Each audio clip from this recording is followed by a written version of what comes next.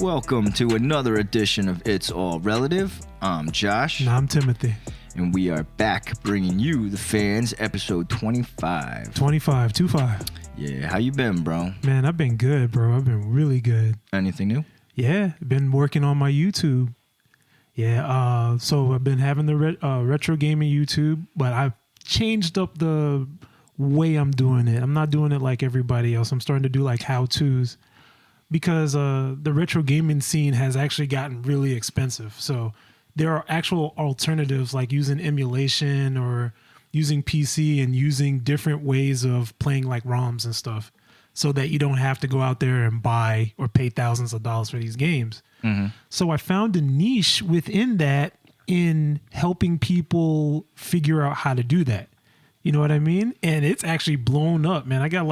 I'm almost nearing like 500 subscribers already. And you know, I started like maybe like a month and a half ago. Mm-hmm.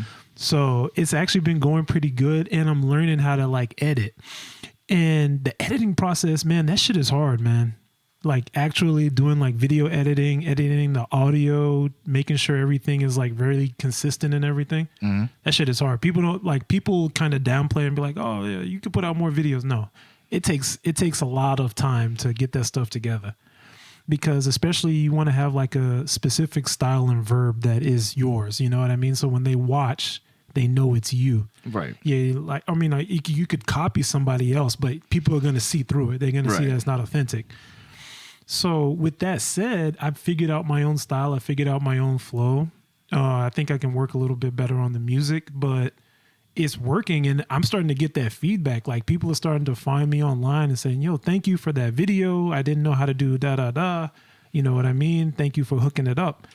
And it really makes you feel good to like complete nobodies. Or they're not nobodies, but they're just people you just don't know messaging you and giving you like this feedback response saying, yo, good job for that video. I learned such and such from this. And so I was like, man, I'm going to really like start putting in more work into this YouTube. But to bring it back to this, I have to tell you, I appreciate you, bro, for all of the work that you do. In the process of doing YouTube, I have watched so much stuff to see how I can get my stuff better. And I would look at a lot of the podcast stuff. Like, you know, they do like the live podcast and it's all visual. In fact, I just watched one just before I got here. They're not good, bro. They're not good at all. They're not good. They're not prepared. People ramble. They don't have like specific topics.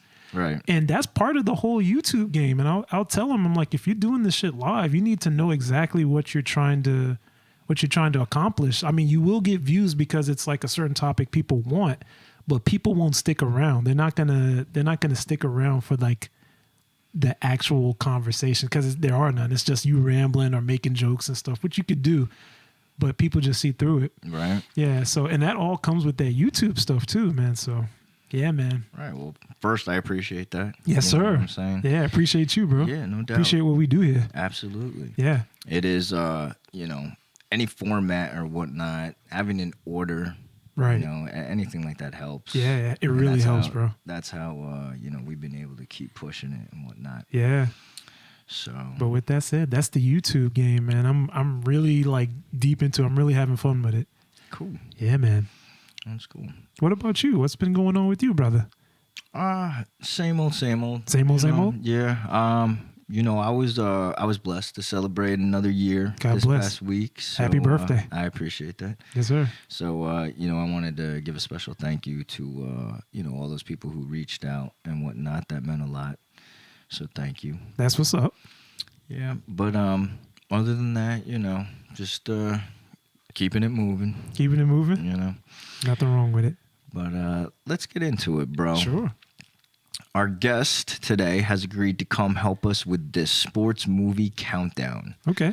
All right. Making his return to It's All Relative and quickly becoming our go-to sports guy. Okay. Ladies and gentlemen, Rob Parker. Yo, what's up, brother? How's it going? Welcome. Thank you. Yeah, thanks for coming back on and giving us some of your time, bro. We appreciate it. Good to be back. And just real quick to touch, you're talking retro gaming, different ways to do it. 2.5 years ago, I found some old NES emulators on my phone. There you go. And I bought it or downloaded it, and it was hard to do. So I found you can get a Bluetooth SNES remote. Yes, you and I can. was Bluetooth, so I got that, so I was able to play because it was hard on the flat screen. On the flat to feel screen, the right. Yeah, so I got and playing Contra and Mario 3. Mario 3, yeah, all those old Nintendo games and SNES games. It was awesome, bro. I really got into the old games. Yo, that's pretty cool. Let me ask you this question then. That controller, do you know if it's the 8-bit though controller?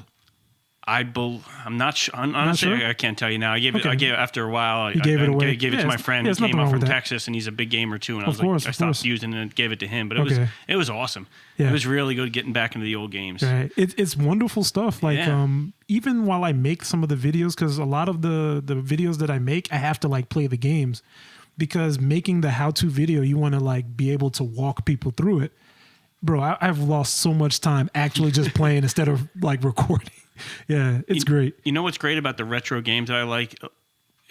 The graphics and the things about today's games are great, but a lot of games these days have a lot of stories and you need a lot of time to play them. Right. And as you don't have the when time. you're 40, like I'm 40, I have kids and I don't have time to just get in and play depth. So I can just throw on an old game and spend 10 minutes playing it or 20 minutes, half an hour, or an hour and finish it or get partway into it. And that was fun and that's it. But I don't need a whole storyline to it. It just goes on forever, bro. Exactly. Yeah. So, yeah.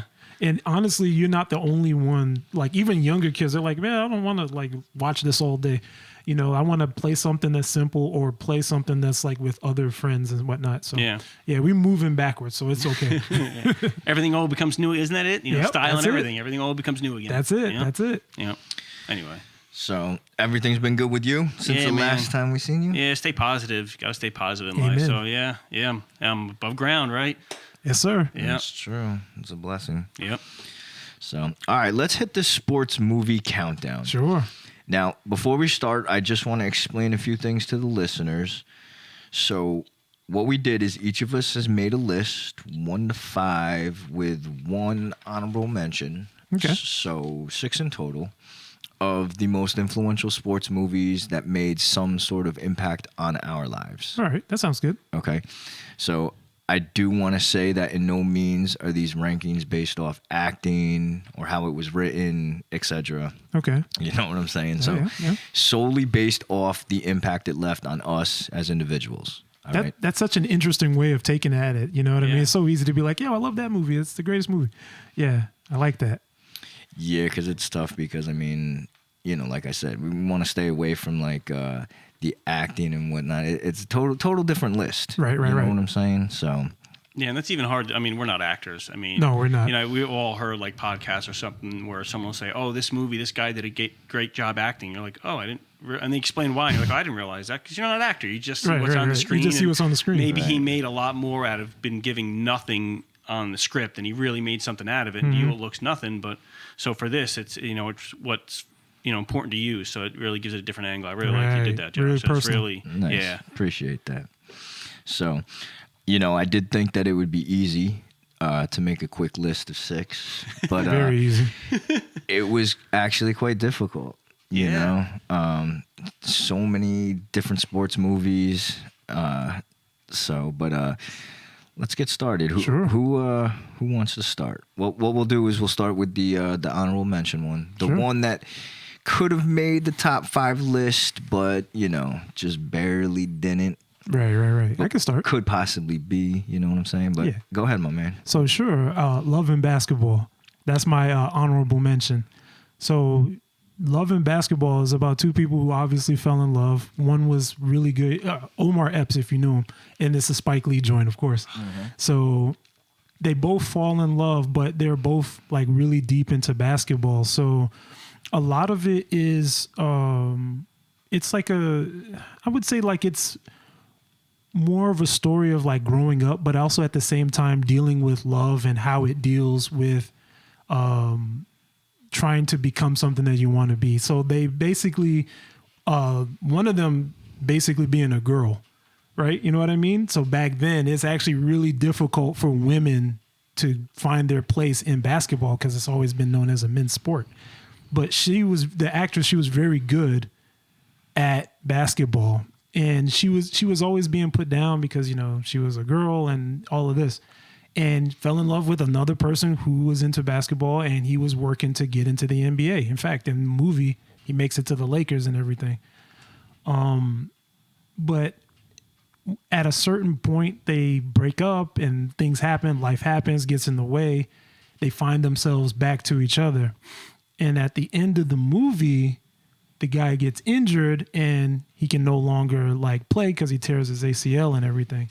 Meanwhile, she actually reaches like the pinnacle of how good she's going to be. You know what I mean? And she actually makes her way into the WNBA, like one of the first that makes it there. And I've always just liked it because as a child, I was just always like in love with the idea of being in love. So that always like really touched me. I would watch that movie a lot.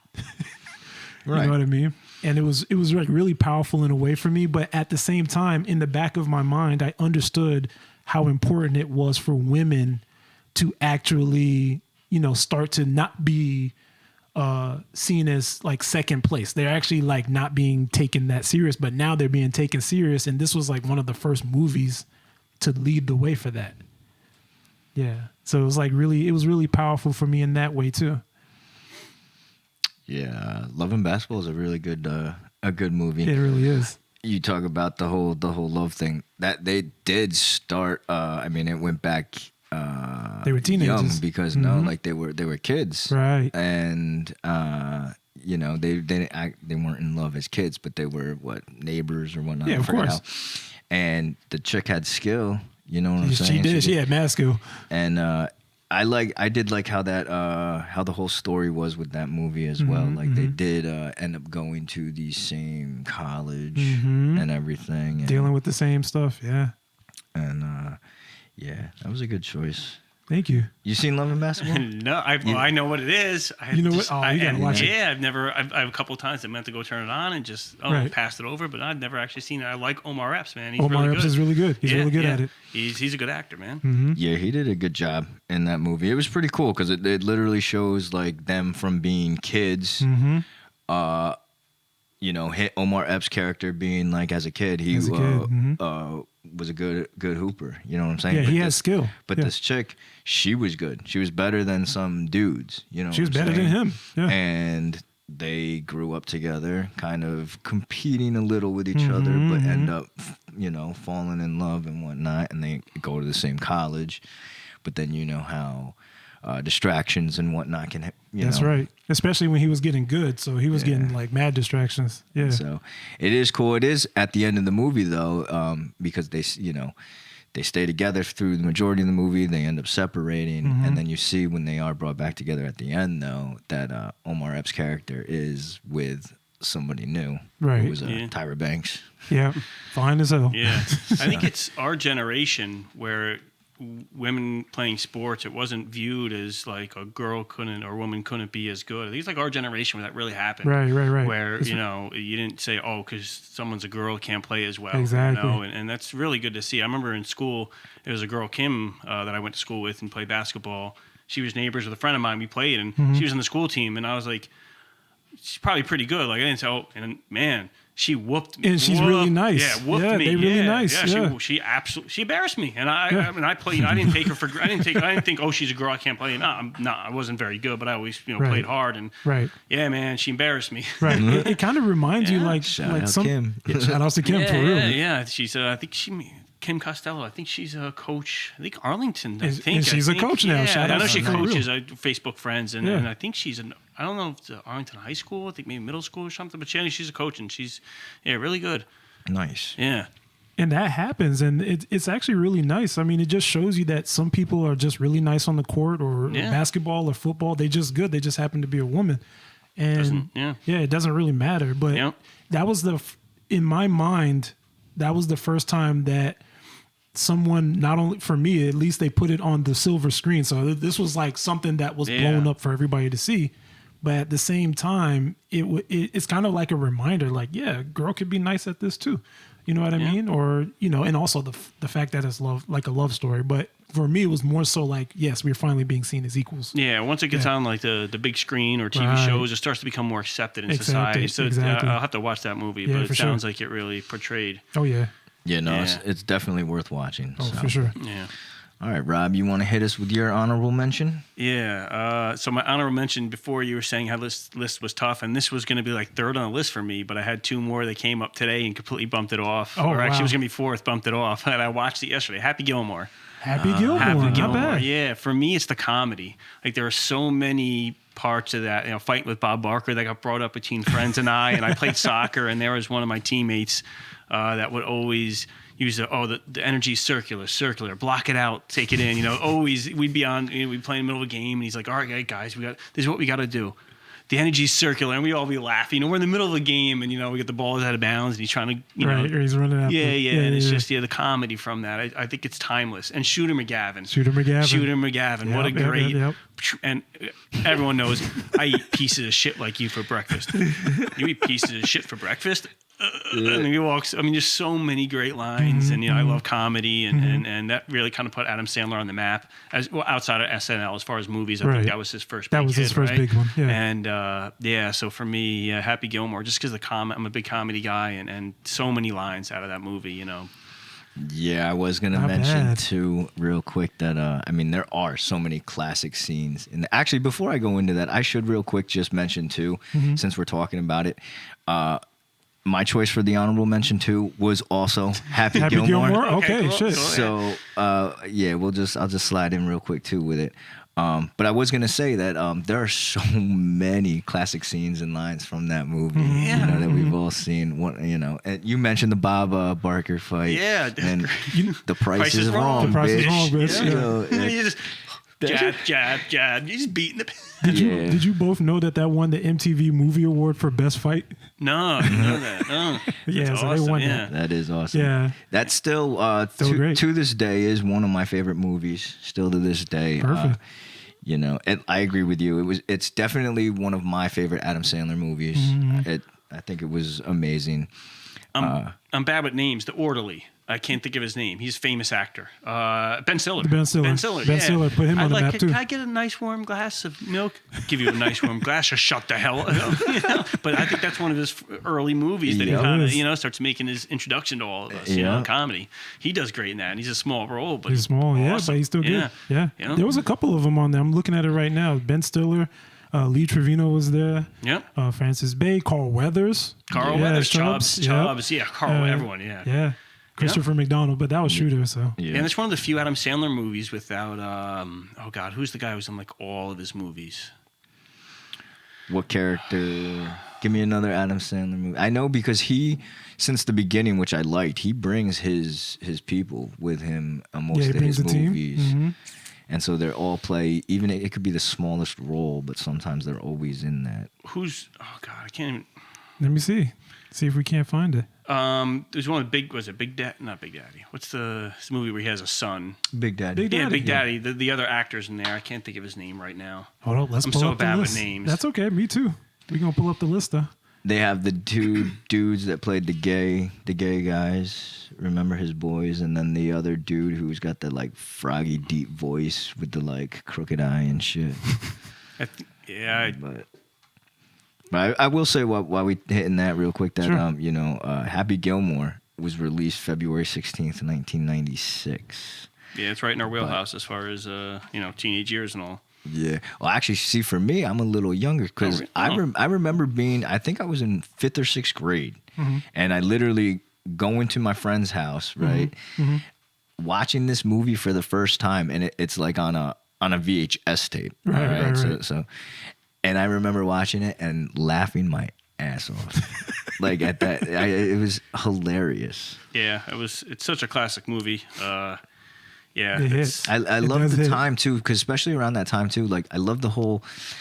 He's a hockey player, right? Or pretty bad hockey player. Yeah, right. And from hockey to golf, to golf. Like it's he's crazy. still hitting something. Yeah. But I did like how the story portrayed it too. Like it was the whole bond with him and his grandmother, which was super important. Rob Schneider. That's the guy. He's in like every Adam Sandler movie. Isn't he? Or a bunch of them. And that's like his first movie. But I guess he probably once he made it big, But yeah, he wasn't in it. But yeah, so many good people in that movie and. Getting back to Big Daddy real quick side note. Rob Schneider in Big Daddy, that character, he was hilarious. Yeah, that's why I remembered him mostly from that, All right, so the honorable mentions, good choices. Good choices. So, Thank you. all right, let's go back around. Let's start hitting the. Let's get into the list. To get into the list. So number 5. So number 5, the Karate Kid. So the original Karate Kid. Okay. Yeah. So, bro, as a kid, I would love karate. I mean, I was not good at it. White belt forever. Shout outs to that. But the Karate Kid, that was like that story, like where these were like kids that were just a little bit older than us, and you would just watch this kid. He was like just some like punk kid. You know what I mean? Liked a girl at high school, had to deal with people bullying him and everything. Messes around in his apartment, finds this old man that apparently is like a karate master and that can just whoop ass from here to Japan.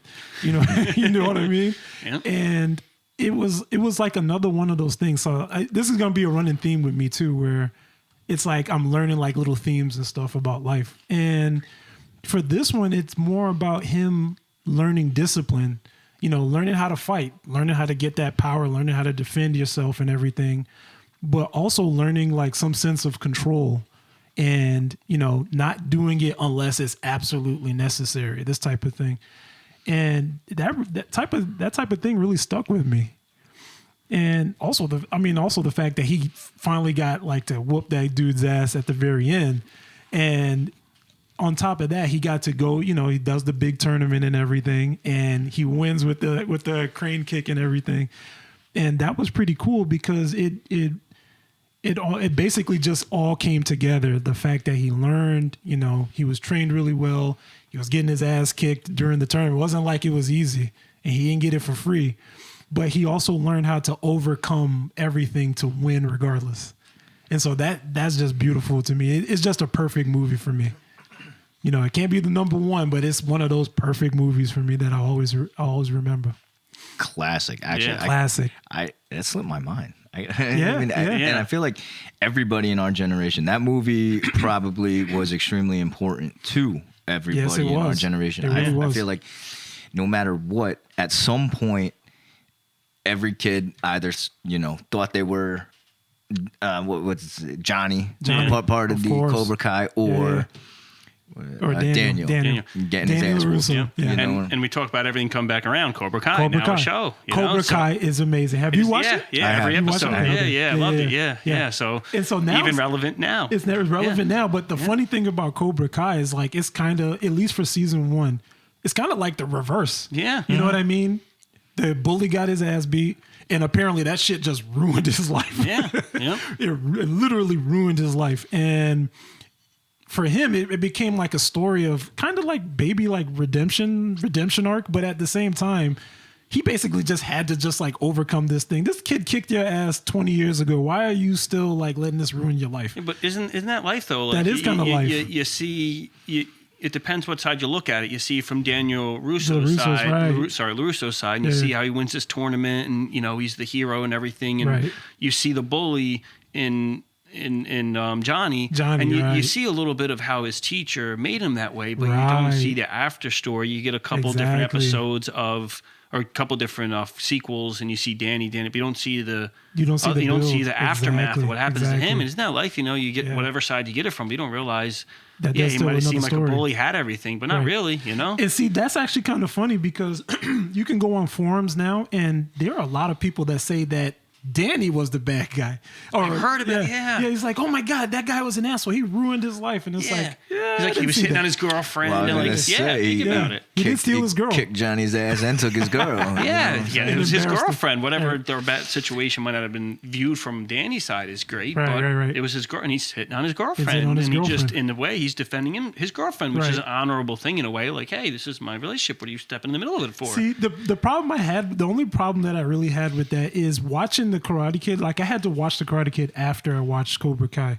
And the way the cinematography is that they really just wanted you to think that the guy was a bully. So you didn't get to see all of the background noise that he may be like, he's defending his girl, you know what I mean? Yeah. Or defending what he thinks is his or whatever. Yeah. So, It was interesting. It's an interesting movie, even in retrospect now. Yeah. A great movie. Yeah. I will say too that any kid who watched that movie at that time, everybody had a crush on that Allie. Yes. She's Yeah. the cutest. And I will say too, because I did watch Cobra Kai on Netflix, the biggest disappointment of that was because she was so hot back in the day, and then when I seen fell her on the show, I was so excited when I was watching the show, and they actually hinted that she was going to come back. I was like, oh shit, you know, finally get to see what she looks like after all these years.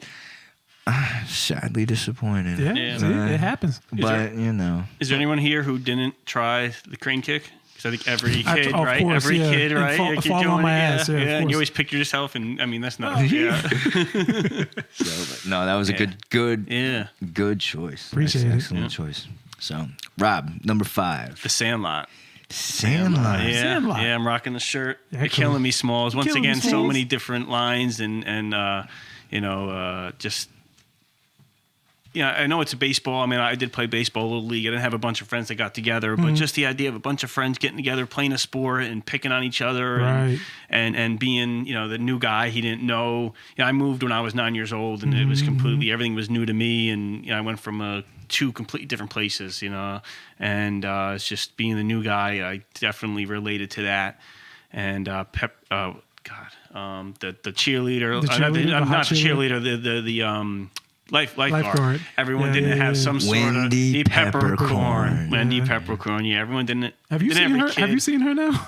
I don't think so. Ooh, she's still hot. She man. is. She's She still is. hot. She has not changed. Every kid had some older girl yes. that and I love baseball, so that was a big thing for me. I had St. Bernards growing up, so seeing the huge St. Bernard, Right. yeah, I had a St. Bernard, so that played a part. And then my daughter loved the movie. Oh, So nice. being able to Connect. being able to connect that with my kid, my Yeah. daughter, I have a son too. I can't wait for him to see it, but being able to watch that with her and have her love it and be like, oh yeah, it was great. And I'm a big Dennis Leary fan, so that was his first introduction. Small part, yeah. So yeah, just the whole thing, the kids picking on each other. I love that type of humor between guys. I love ribbing on each other, and in the summertime getting in trouble, and we all love summers as kids, so yeah. We were not inside. Yeah. So that was, for me, it was hockey when I was younger, but getting together with friends and playing, that one sport, that was, for me, the Sandlot. Let me ask you this question real quick. Let me slip it in. When you watched it, you say you watched it with your daughter, right? Yeah. How did it feel like watching her watch it for the first time? Like you already know all of the moments that are about to come up. Like when it finally get there, did she like connect in the same way that you connected? She had already seen it. I didn't know. She was like, we were trying to find movies to watch together, Right. and I was like, well, what about the Sandlot? She's like, oh, I just watched that like last week, I was like, well, we watched it together again anyway, but she had already, That's she okay. saw it, and liked it, so it was cool. It was fun watching it together, All right, that's But cool. yeah, That's cool. yeah. I mean, there are movies I do that with her now, but Right. the Sandlot I didn't get to see with her the first time. Oh no, that's okay. You still got another chance. Yeah. Yep. Yeah, Sandlot's a great choice. I will say, I'll just mention though too, because I did have Sandlot on my list as well. Damn. Not as number 5 though, so I'll Okay, just say we'll get there. For I guess we can touch on that once we hit it. Yeah, Sure. Once we hit it, but great choice, absolute. Like I said, we'll get into that when I hit it. That's But, quite all right. My number 5. You saw Sandlot though, Yeah, right, of bro? course, bro, many times. Okay, I had to make sure. Classic. But my number 5 choice, a Spike Lee joint. Okay. All right, I have to say, because this is important. Released May 1st, 1998 to the U.S. All right. But for New York City only, it was released April 25th, 1998. All right. Shout outs. Yeah, starred Denzel Washington, Ray Allen, Mia Jovovich. He got game. Oh, Awesome. yes. Yeah. Great movie. Oh, Great movie. Jesus Shuttlesworth. worth. Yeah. What a name. What a name. What a movie, What a movie. bro. Yeah. Powerful movie. Yeah, really. I felt like that movie hit home with many people. Oh, it did. You know what I'm saying? It the distractions of life with a young athlete from the hood. You know what I'm saying? The relationship between a father and son. Yes, sir. Tough love for sure. Tough love. Yeah. But that tough love created a star. One of the things that I loved about that movie though was the whole complete story of it. You know, it was. I mean, have you guys seen it? Yeah. Okay. Yeah. So, like, I guess then quickly, like in a nutshell, his father ended up killing his wife or Ray Allen's character's mother by accident. He went to prison and whatnot, and he was offered a deal, like if he could get his son to go to a certain school, then he would have less time on his jail sentence. Early release, yeah. We're cutting it a little bit short, yeah. So, but I mean, the story of the whole thing was just so crazy, and like Denzel did awesome. I love that movie. Mm-hmm. That was my number 5. It's a great movie. Well, Ray Allen, he's never acted, as far as I know, before or after, and he's a real quiet guy. You're big basketball. He's not of course, but still, he did an awesome job. Perfect, in that. yeah. Yeah, no, he did play that character amazing, and I think, like you said, I think that's his only time being on screen, playing a character. And like we had mentioned, what better character than Jesus Shuttlesworth? You know what I'm saying? And think about it. You're Ray Allen. You're a big basketball star, and you're a star in your form of basketball. But then now you're standing and acting, and you're acting face to face with Denzel. Right. I gotta imagine it's got to be intimidating for him. Here he is, like I said, one of the best shooters of all time. I'd say of all time. And meanwhile, he stepped into a form where he has Denzel. Nothing. Right. But he still does an awesome job. But Denzel is just the type of person where he's going to make you feel comfortable no matter what. Yeah. You know what I mean? Or at least if there's no story out there, but I've never really heard of anybody that couldn't work well with Denzel. You know what I mean? He'll like ease you into it. Yeah, I'm sorry. I didn't mean to. No, you good, bro. You good. That. He plays characters so well, right. And whether good or bad. In this movie, you think his character was more of a bad character? Yeah. A little bit more intimidating. Yeah. Yeah. But he nailed it. Yeah. He killed it, man. Yeah. And like I said, anything by Spike Lee, I'm a fan of usually anyway. He does an amazing job. Yeah. And I think that was a time where we were starting to see more of, prior to like our time, the reporters were more friends with professional athletes. So you didn't, you only got the good about them, but you started to see a lot more of the life stories of professional sports players, and especially in basketball. I guess a lot of sports, basketball and I guess football, you get a lot of inner city youth people coming up, and you don't hear a lot of backstories. Right. And now you're starting to get the difficulties they go through. Right. Not to say people with wealthy don't have these issues too. I'm not saying that, but we weren't exposed to it as much, I would think, and that's when it kind of different really types of distractions. Right. And that's where it really got thrown more out into the open. Yeah, for sure. Yeah. I wonder if I don't know Ray Allen's background as far as family. I wonder if there was any. You think he brought some of that there? I don't know. I don't know if his father. Maybe his father wasn't around and hard on him. I think his father. Because I've listened to Ray Allen, a few things on Ray Allen, and I believe. I mean, I could be wrong. He was an Army kid or a Navy kid or something. Okay. So he bounced around. I know that, and like.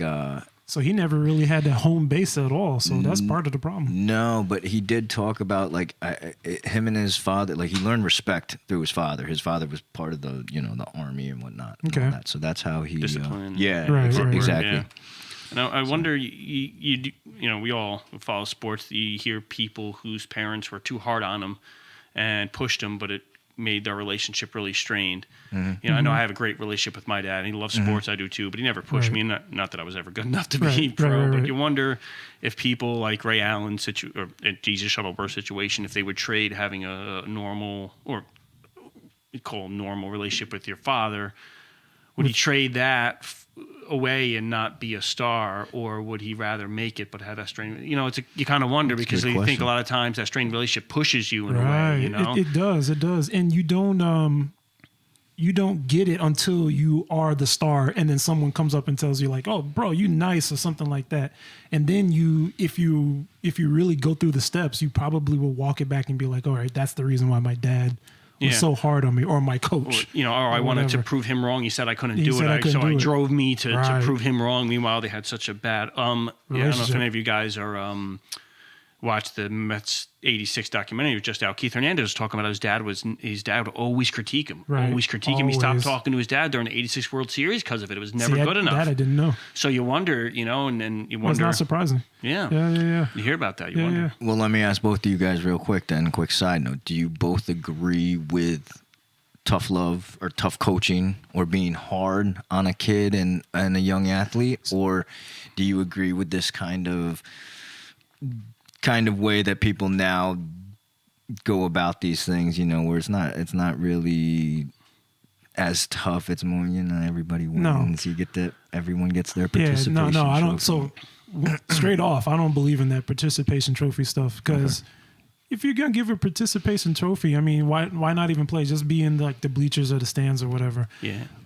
But I will say this. I do believe in tough love, but I believe in tough love at the point where if the kid is really showing that he wants to do it, you know what I mean? Like maybe he comes and they have like a heart-to-heart or whatever, and the kid says, Dad or Mom, I really want this, or Coach, I really want this. How can I reach the next level? If he's already like playing or whatever, then if you want to apply tough love, because that is what is required. You know what I mean? Like you look at the NBA, you look at the NFL, MLB, you look at like all these sports, NHL, even stuff like NASCAR racing and stuff. Like the people that really win, the winners, they are the ones that train every day. They are the ones that if they take like 100 shots and they miss like 20, that's bad. It's not good enough. They're the ones that want like the extra 10 to go in, and they'll go the distance. And in some cases, you really have to like tell people, like, because these are the people that win like this. They don't settle for less, and they don't try to like make excuses, and they don't try to like find ways to be lazy. Oh, I'm too tired. You know what I mean? Even like that base stuff. Yeah. So they try to like push all of that out you. Now, being like, you don't have to be like a complete asshole about it, but you do have to kind of like push them harder than anybody else. Yeah. So I don't believe in participation trophies either. I think you should reward the team that does well, and it gives motivation for the other teams that aren't, didn't win to do better. As far as a parent, I think it's a fine line. I think you see Michael Jordan, father had a great relationship. His father pushed him. Jerry Rice, father pushed him. The Mannings, father pushed him. I think, you can go too far. I think it has to do, having a good relationship, a good open relationship with your kids is important. You can push them, but still have expectations. I think if you're a coach, too, that's a different scenario. Because if you're a coach and your kid's on your team, I think, for me, if I were to coach, I would be extra hard on my son, but I've explained to him before, and listen, you're my son. If the rest of the team sees me even being any easy on you, they're going to think, even if I treat you equal, but if I were to give another player on the team a break because I think you needed it, but I give you that same break, they're going to see it as me being easy. Exactly. So I'm telling beforehand, listen, I got to be harder on you than everyone else. You're but the don't example. But don't take it personal. And then I would pull him to the side afterwards and say, listen, I was hard on you there because I need to be harder. But, I think it's a fine line. If you're not a coach, even just as a parent, it's a fine line. You want to push your kids to be better. Right. But, you don't want to push them so hard that, and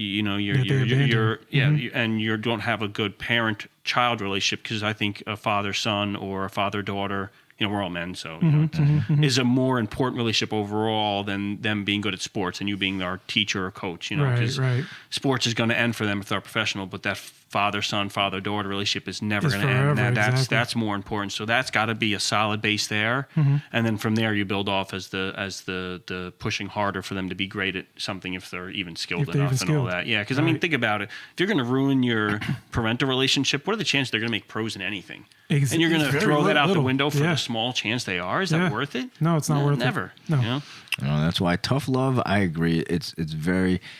It's important. Yeah. It's beneficial. Tough love without breaking the individual or the kid. You need tough love because you know what? Life is that way, man. You're going to have times in life. Life is hard. Exactly. Life is hard. You can get your ass whooped a bunch of times. Yeah. But you know what I'm saying? Like, that comes up in one of my movies. You know what I'm saying? One of my 5 movies. It's a big, it's a big theme for one of mine. Yeah. But, all right. Well, then let's keep it rolling. Number 4. What you got, Tim? Well, with that said, Coach Carter. So Coach Carter is literally what we just said. So I can just make this one short. Basically, as a coach, inner city youth, dealing with them, first thing off, he doesn't even like let any Samuel L. By the way, another good actor. Good. You That's an can't. understatement. Exactly. Yeah. Very. Yeah. Exactly. You couldn't even play unless you had like maintained a C plus. So he already had put that right there. You know what I mean? So just to get in the door, you have to be good at your studies because he already understood from the very beginning that half of you, or maybe even more, won't even make it. So you need that backup plan. So he was a good coach with that right there. Yep. And from there, he basically was very, very hard on them, especially the captain. Very hard on him because he has to lead the team. You know what I mean? And he has to be the one to rise above. And I kind of, in watching that movie, you kind of get a sense of understanding like the extra weight that is on like a captain. Because in the movie, the captain of the team, his girlfriend was pregnant. So he had to like deal with all of that. And even he gets let off the team. The culmination of the story, he watches like one of his friends just gets gunned down. You know what I mean?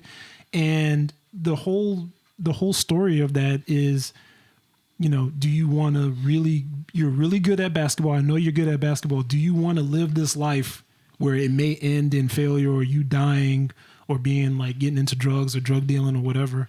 Or do you want to make something of yourself, lead this team to like victory and whatnot? So it had that type of story that was there. And that one was really powerful. And it was also ironic that we were just talking about stuff like that, like having like a coach or a parent like really drive you. Tough love sometimes, but it is what it is. Yeah, I like, you know, to talk about they had to keep C+.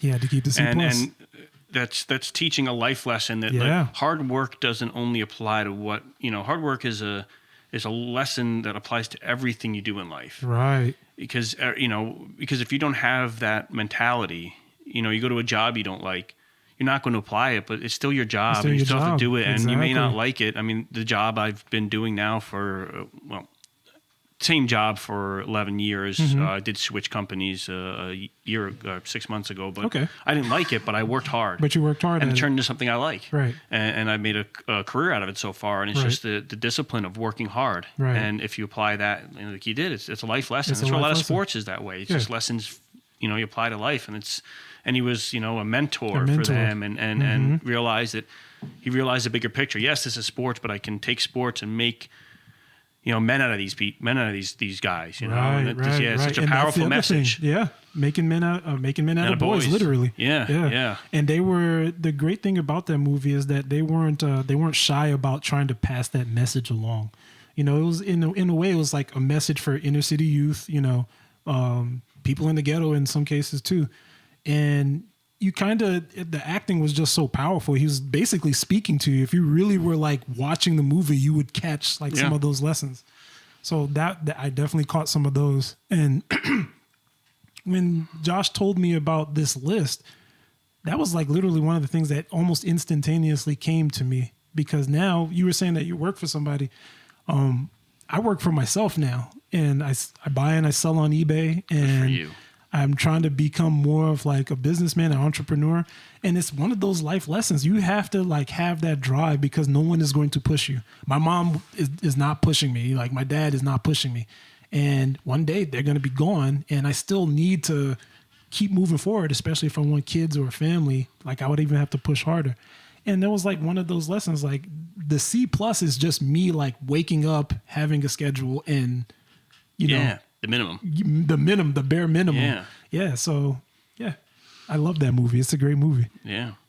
I agree. Excellent choice. I will touch on that because I do have that. On you have on there? Well. Oh, perfect. But no, I do. Real quick though, let's. You got a favorite scene or a favorite line or a favorite?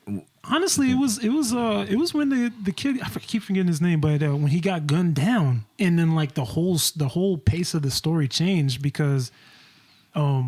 Well, it was one of the kids' cousins. The cousins, who right? Who wasn't.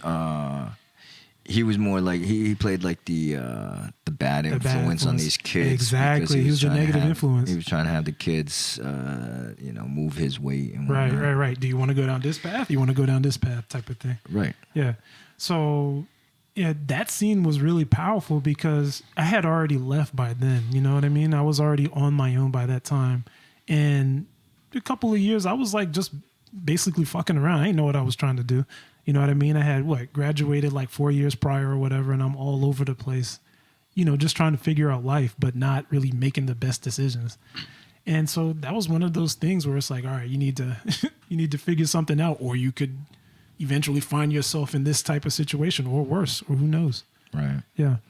You got a favorite line, favorite scene? No, it's been. I have seen. I actually remember exactly where I was when I saw it and everything. I can remember seeing it, but I don't remember it specifically to have lines. But what about yours? Well, one of the. I mean, like I said, I will touch on that once we get to it. But one of the most powerful scenes is the one that follows that, is because that incident, the character, the kid, his name is Cruz. That incident with his cousin getting shot and killed broke that kid. Yes, and basically the scene that followed that of when he, sitting in the street holding his cousin who's dying or dead. The next scene when you see him going back to Coach Carter's house in the middle of the night, in tears, pleading with him. Just like, I'll do whatever. Just let me back on the team. That determination. It's the only thing that's going to save that kid's life. You know what I'm saying? You know what? That's powerful. It was. Yeah. That's what I'm saying. That was extremely says a lot powerful. for him. Yeah, it says a lot for him as a coach. Yeah. So, but like I said, no, that was a great choice too. So, I can't wait to hear what you say about it. Yeah. So, but Rob, number 4. All right, Miracle. You guys seen Miracle? I have. Okay. I haven't. Okay, so full disclosure, I knew all about the Miracle on Ice. It's the 1980 Olympic hockey team beat the Russians, and I knew about it before it was a movie. It came out, I don't know, early 2000s. Early 2000s it came out. Okay. Who's the Herb Brooks is the coach, but he's a famous actor. Who plays? I don't remember. Guy escaped from L.A. Let me look up for you. Yeah, I'm horrible with names, so I'm going to do this. But he's an extremely famous actor anyway. So he's the coach. Herb Brooks is the coach of the U.S. It's the U.S. men's hockey team in 1980. Is in the middle of the Cold War, and back then you used amateurs. Russell. It's the actor's name. Kurt Russell. Thank you. Yes. So it's the middle of the Cold War, and back then you used amateurs in the Olympics. And the way the Russians got around this is their professional hockey team. All those guys were in the army, so they weren't professionals, but they were professionals. But they got around. They skated around it. Yeah. Oh, they played the NHL All-Stars and killed them like 12-2 or something Jesus earlier, Christ. and we kept losing. They won gold medals for I think 4 straight Olympics. They were undefeated. They were ridiculously good. My God. And the way the story happens is, or it's real life. Herb Brooks had a vision as coach of just trying to he wanted to beat the Soviets. That was his goal. His whole strategy and everything was just all about beating them. The Soviets. And the Olympic Committee was just more like, well, let's show up and show up and look good. Right. We'll go, we'll play well. We're not going to win. And he took a bunch of college players, a lot from historically, and it still applies today. College hockey is dominated by Minnesota and Boston College. And so he took players from them, and those players hated each other. And one thing that he, as Herb Brooks, and one thing I love about the movie is I heard interviews with players, and they talk to a lot of the players, is a lot of what is in the movies, there was no sensationalizing. It was very true to what was said and happened. Herb Brooks made himself the enemy to have the players who were enemies themselves have a common goal of someone they disliked. Interesting. So they then started bonding over the fact that he would make them skate. And in the movie, you see where they play bad, and I played a lot. I didn't play for a team, but I played every day. My best friend played with a team. I played with him a lot. It's grueling. It really wears your legs out. It's stamina-wise. It's hard. Right. They finished the game. They didn't play well, so he stopped at the end of the game, kept the rink open. He made him skate from one end to the other. Jesus Christ. And so they started to hate the coach, but they then joined to made a team out of him. And we'll show you, coach. Yeah. So, and it was these players. There were a bunch of college players. A few of them did go on to the NHL. A lot of them didn't. Okay. And they played a team game, and they got destroyed by the Russians in a friendly game leading up. And they played, which a lot of people forget, or they hear about it, don't realize that they played in the game prior to the gold medal game. They didn't play the Russians in the gold medal game, and it was on tape delay, so it wasn't seen live. Which a lot of people don't realize either. Very interesting. And they played a team game, and they beat them I think the final was 4-2 or 3-2 or 4-2, but it's famous. Do you believe in miracles? Yes. I mean, everyone knows and it was probably, I'd say, the most famous sports. I think it's the most famous sports game overall out there, and it's a historical thing. The country got behind it because it was against Russia, and the reason this has a real impact on me is, like I said, I knew about this growing up, and it was a team. You know, they took a bunch of players that weren't as talented and went against the most talented players, and they made a team, and they played off each other. And that was always, I played baseball, Little League, I played soccer, and that was always how I led. And I was captain a few times. Led is like, let's play as a team, not individuals. And you're going to be greater as a whole as you're better as a whole as you are as individuals. And a small example of that, it's nothing. I mean, I guess it was my best friend Carl and I and his parents would play hockey every single day for about 3 years. Wait for his parents to get home, and then we go. And if it was wintertime, we go to ice. If it was summer, we go down James Baird State Park, and we play every day. Oh, that's pretty legit. My friend Carl was on the hockey team for Arlington. He wasn't great. He was all right, but he played with, obviously, some people from the team would join us and play sometimes, and I was all right. Carl and I were about even. His mom was all right, and his dad sucked.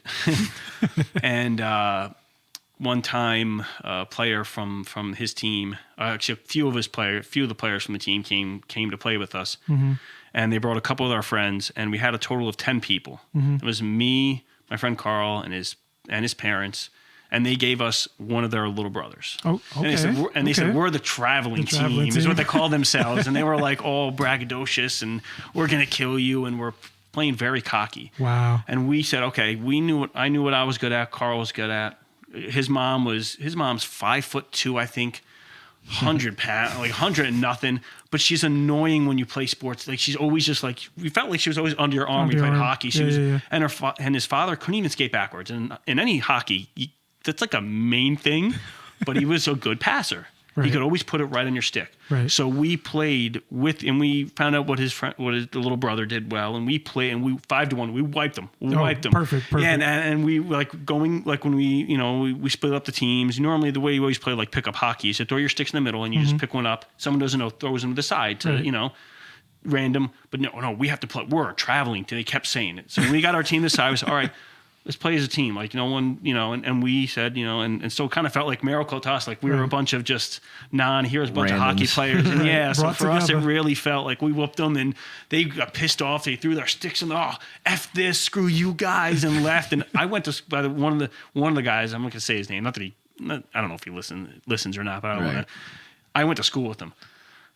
Total douche. I hated him. So shout outs to assholes. Oh God, he was in my grade. My friend Carl was a couple years behind me, and he was in my. And oh God, it felt so good to whoop, and it felt kind of like that, like miracle. But to go back, it really formed my belief in the team game. I was here for the Giants. We did the podcast with the same team Giants, versus you play well as a team. That really formed me my entire life as how you play sports. That's perfect. It was also actually kind of funny. What you were saying earlier. This against the Soviets and everything on another level, that's like, even politically, that's just like something else. Even entirely. It was a whole political and societal. So it was, and it was a rallying thing for the whole country because it got out a little bit that we won, because it was taped a lot. It was taped, right? So everyone watched it, and it was such a political, with the climate and everything. It was such a huge accomplishment to beat this team that had, like I said, they beat the All-Stars. And the funny part, like I said, it was the game to the championship. They had to win the champ. They weren't even expected to medal. Right. And then they went and they had to come back. They actually came back against the Russians, and the Russians were so thrown off by the fact they were playing so well. They had a star goalie, the best goalie in the world. I can't remember his name, but they pulled him after the second period. Oh, Jesus. Which is like, they just got rid of him. He didn't give up that many goals, but they were just so frazzled, they pulled him. Right. And then I want to say Rangers, the U.S. Olympic team, I'm a Rangers fan. The U.S. Olympic team was down in the final game too and had to come back. And when they won, they have the podium. You got the person who stands at the top, and this, gold medalist, and then the captain was up top, but then the rest of the team skates out and stands with him as much as they can up there, and because they were a team, they were just there's no. And a couple of players went to NHL. None of them were stars. None of them. Some played well. That's okay. They still had their time in the sun. It's for me. It formed my really formed my belief in how sports and team sports should be played. That's amazing. That's actually It's beautiful. a really Great good choice. movie, and then the acting is done really well, and they really portray. If you watch Herb Brooks, and then you watch Russell, you watch like videos of Herb Brooks on YouTube or something. You watch Russell; he does an excellent job of really getting his speech down, his mannerisms, everything. It's a really good acting, and they mix scenes. They take some footage from the real game and mix in with some acting stuff. It's done really well cool. as far as the film. The film itself is done really well. Okay, I have to check that out for sure. Yeah. Nice. Yeah, that was a good choice. Good movie. All right, let me hit my number 4 real quick. Let's go. Released September 29th, 2000. Another one starring Denzel Washington. Mr. D. Yeah, also Donald Faison, Nicole Laurie Parker. Wow. Based on a true story. My number 4 pick is Remember the Titans. Yes, sir. Yes, of course. Forgot all about it. Yeah. Yeah, no, incredible. forget about it. Yeah, right. Incredible movie. Incredible movie. I think the world at this particular time that we are in, I feel like the world needs to sit down and rewatch it. Actually, Yeah. they need more You know what I'm Titans. saying? Yes, sir. What makes this movie to me so important? I mean, you know, the whole story of the time period, the racial split, the hate. The hate, You know what I'm yeah. saying? And how this one football team broke all that and Yeah. came together, even if it was just for that one season. You know what I'm Yeah, saying? sir. Amazing story. I'm sure you both have seen it. Yeah. Yeah. You know? So, one of my favorite parts of this whole movie was when the character Bertier. Bertier. Yeah. Yeah. When Ryan Hurst. Ryan Hurst. he yeah. had gotten in a car accident and he was in the hospital, right? And Julius Campbell. Yep. I forgot the actor's name. Wood Harris. Yes, thank you. When he comes to the The list hospital. for you. Don't worry.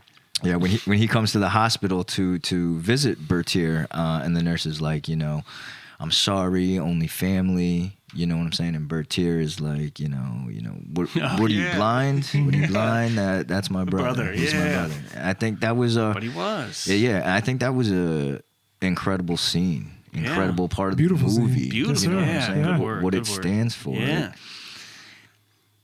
That movie, I'm not gonna lie, man. It's an emotional movie. Yep. Especially at the end. I mean, incredible.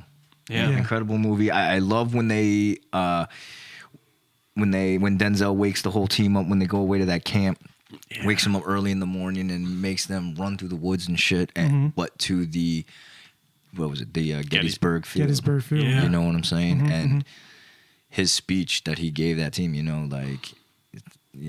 letting everyone know how many hundreds of people spilt their blood here Right. on these grounds. You know, if we can't come together. To do it, this one thing. You know? Right. Yeah. It's very true. Such an incredible movie. And that's why it sucks that it's, down at number 4 for me, because it could easily be higher up. But like I said, the list was a little tough.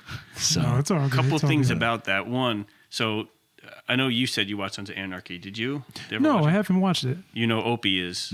Like, well, I didn't know that. So in the show Sons of Anarchy, they're bikers, and this guy, he's big, he's huge beard, and he's Ryan Hurst in that Aaron Hurst, movie. right, He's right. clean shaven and all the other stuff. I was like, after like a season or two, I was like, wait a minute, That's that's the same guy, Bertier. yeah. I was like, it blew looks my mind. completely different. Wow. But that movie, I was actually just thinking about this today because I saw a music thing, and I think music and sports are two things. It brings people together across every divide.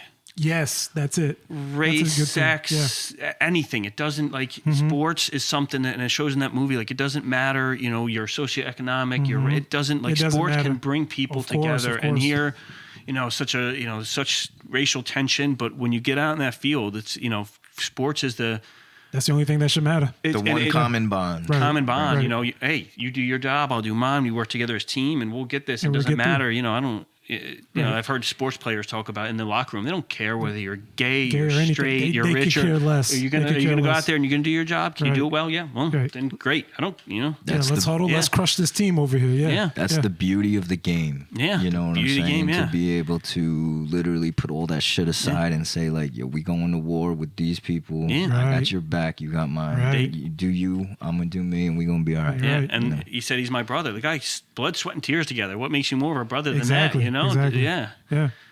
Absolutely. That actually makes it, I mean, just even like watching a lot of the Lakers where it was like Kobe and Shaq, like trying to make things work out and stuff. So that type of stuff, it was so beautiful because, you know, all these problems that you have, as soon as you get on the court, you're about winning. Yeah, it doesn't matter. Yeah. It doesn't matter at all. Yep. And then another thing about, you know, sports, it makes them, once they stepped on the field, Bertier, you know, part of the movie, the refs are calling fouls and stuff on them, and you know, the players, you know, the white and the black players, they're having issues amongst themselves. But once they step on the field, because there were so many racist people that were doing things against the team, right now even, you know, the white players are feeling what the black players are going through, and now that bonds them. Like, hey, like, you know, now now I'm kind of feeling what you're going through, and now it bonds them to come together, and now they start defending each other, and it's sports brings you together, and like you said, makes you forget all the other stuff. You know, like you said, once you cross that line,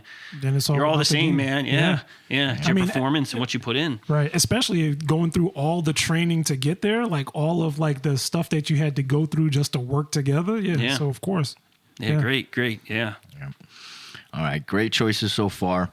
We're going to take a quick break, but when we return, we will hit our top 3 choices.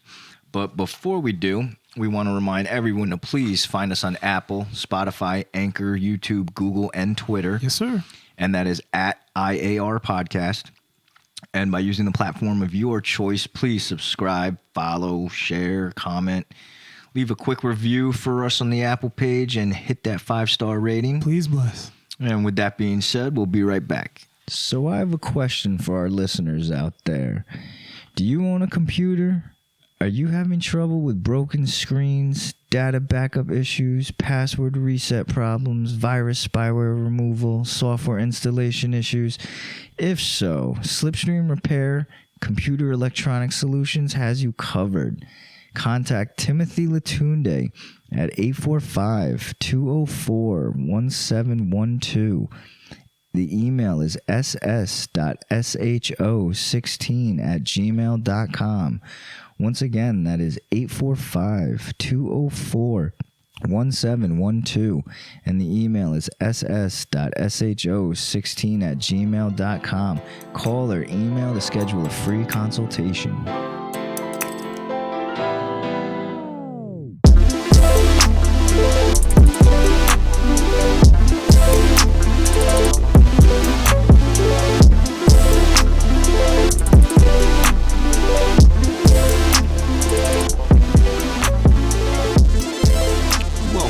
It's All Relative.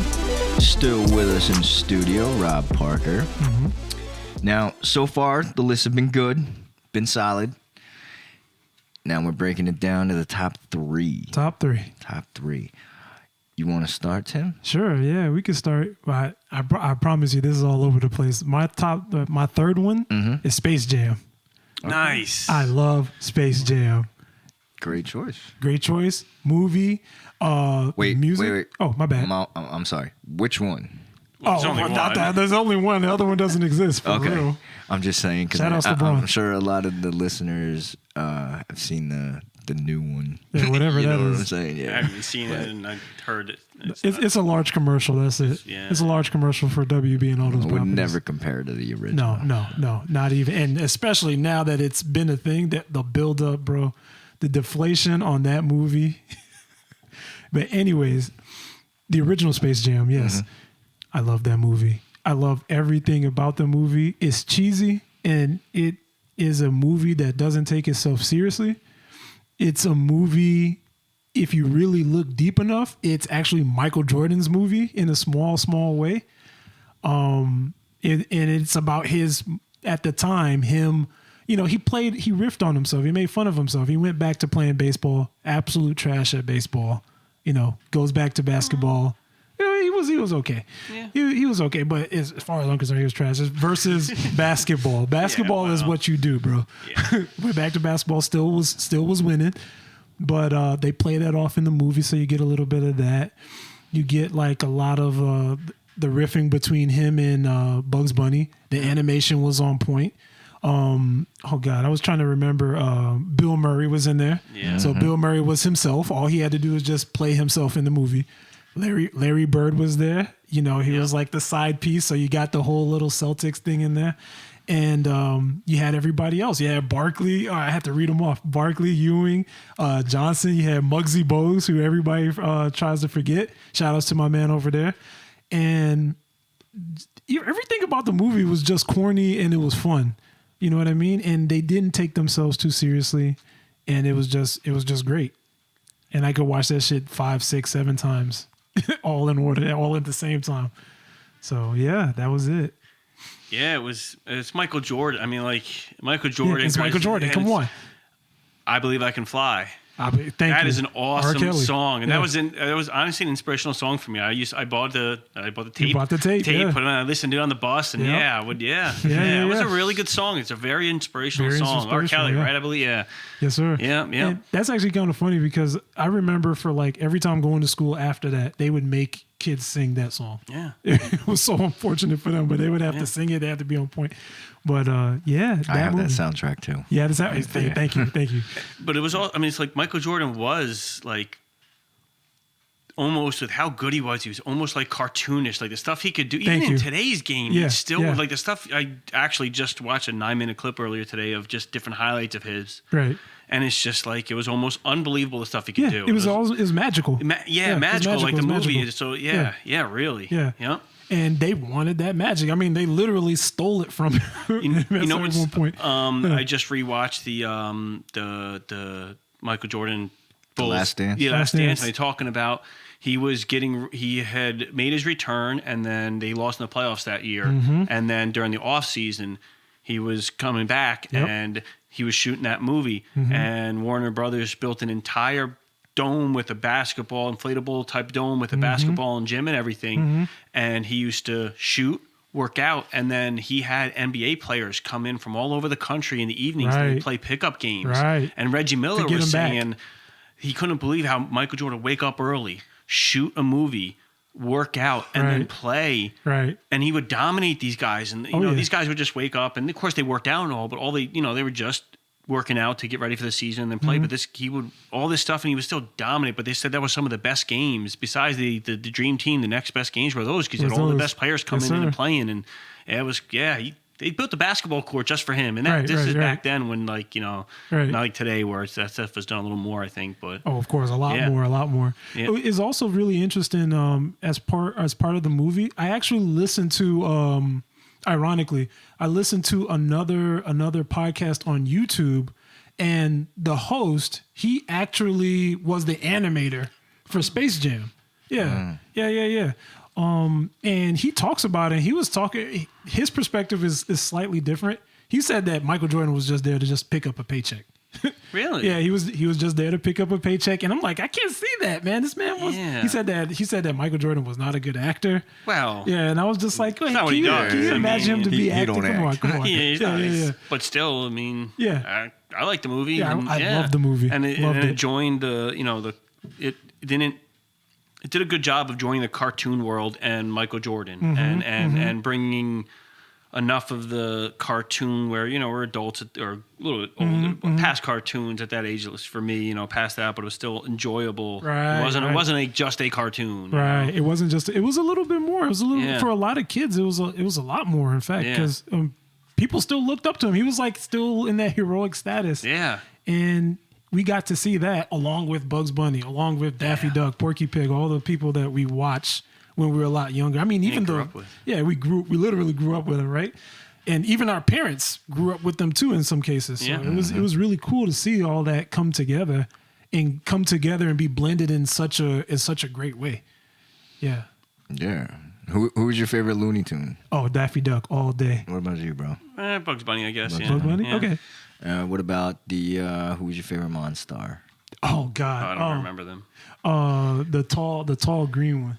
The tall green dude. Yeah. The green dude was Patrick Ewing. Yeah, Patrick Ewing. Right. That's why I Yeah. remember that. Patrick Ewing was my favorite too. Because shout out Knicks. You know what's funny is I'm a Knicks Knicks fan, so I grew up hating Michael Jordan. Yeah. Now I now that he's obviously retired a long time and is not constantly destroying my hopes and dreams of a Knicks. I love him. Like watch the Last Dance twice. Yep. And I see his highlights, and it's just nobody like him. And now I have such respect for him and the movie and everything. It's I can't get enough of Michael Jordan now. Oh yeah. I mean, God. and he kind of grows on you. Like of course you can hate the Bulls if you want, but it was something about him where he just he rose above everything. You had to just respect how good he was at that point. And you know what I like about him? He doesn't hide any of it. No. He's not. He says, I punched Steve Kerr. Yeah, I did it, and this is why. And he said I was wrong, and I apologized to him, but it also showed me this. He's not. He shows his flaws, and he puts it out there and says, okay, but this is the reason I did it. He was doing it all for winning, you know? And he's not afraid to put that out there. Right. Yeah. All right, good choice. Rob, you want to hit us with number 3? All right, so for the next two, for 3 and 2, I'm just going to put it out there. I'm not ashamed of it. I'm a crier. Okay. And so the next 2 movies it's going to apply to. Rudy is my number 3. Okay, Rudy. Yeah. Classic. You both have seen it, right? Mm-hmm. Classic. And the end, I cry when they're all Rudy. I cheer. I was actually watching part of it today, and then I had to come here, so I didn't get the finish of it. You was hyping yourself up over it. Yeah. It's got a couple different reasons. One, I'm not the most athletic guy. I mean, I can run, but as far as skill, besides that, I'm not. I don't have great hand-eye coordination, and this applies to all sports. You can't. Part of sports is just putting your all in. Right. How hard you try. And Rudy, the whole thing is he just had heart, and that can take you so far. You look at someone like Dennis Rodman, wasn't the most skilled, but what did he do? He would not. Right. He just attacked that rebound Of course, no tomorrow and yeah. defensive. And he only could do one thing, but he put his heart and soul into became the best rebounder of pretty much of all time and won 5 championships by just pure heart and soul. And part of defense is heart and soul. And that's true. And Rudy never, he just played one play in college and never much else. But, it was his dream, and he wouldn't accept anything else, and it's kind of starting to apply to me a little bit in life. I'm someone who deals with anxiety, and part of anxiety is the unknown. So I like life being predictable and steady. Right. And in the movie, his friend dies, and he's living his father worked at a factory, or I think it's a steel plant, steel mill, and he has his brother got a job there, and so Rudy was going to get a job there. In the beginning, him and his girlfriend go see a house, and it's they can buy a nice house and have the yard, but then something shakes up his life, and this dream he always had. He says, you know what? I'm going to go out there, and he goes and he goes to a school where he's got no place to even live, and he can't make Notre Dame, so he goes to Rose. What did I forget the Rose St. Rose? I think it was St. Rose. It's a college next to it, and just he's not a good student. Only got C pluses, but worked hard enough to get into Notre Dame, and then put his hard work and blood, sweat, and tears, everything he could just to get that. But he just put it all in there. Everything, not talented, but some talent is hard work. Yeah, and that applies to life. I was actually going to say that. I was like, there's probably talent in just being able to work hard and persevere and take a problem, because you become like a problem solver. How can I get through this? Okay, I have to do more of this. Yeah, and then you just push through. Yeah, and I love how in the movie his team walks in there. And I don't know if it happened in real life. That's a movie that sensationalizes some parts. How the team goes to the, Aaron Parseghian's the coach, very famous Notre Dame coach. Right. When he joins and he tells him you can, be on the team and you'll be able to play. And then Parseghian retires and a new coach comes in. He's like, you're not playing. And the rest of the team comes in and says, puts jersey down on the coach's table and says, put him in for me, and the whole, and the game's playing, and everyone starts cheering, and he comes in, and I start crying, and I'm an emotional guy that way, and that's so, Yeah, kind of. Once again, kind of a little bit of how I am in sports. Try hard. I just always compete, play hard. And so yeah. So you were saying before that you were into hockey. Did you see like a lot of yourself like really trying hard and playing Soccer. hockey? Oh, soccer. Well, I mean, I did play hockey. You did play hockey, but okay. I only played hockey, like never like for a team. But I played soccer for So 13 the years. grit and the push and the grind was in soccer. I'm not great kicker. And not great anything. But I played hard. Really played defense, and goalie. I was goalie for a while, and a defender, and just really never gave up. Always and fundamental. Like it's a big part. If you're not skilled, playing fundamentals and fundamental, and just always practicing hard and competing hard. Right. Yeah, heart.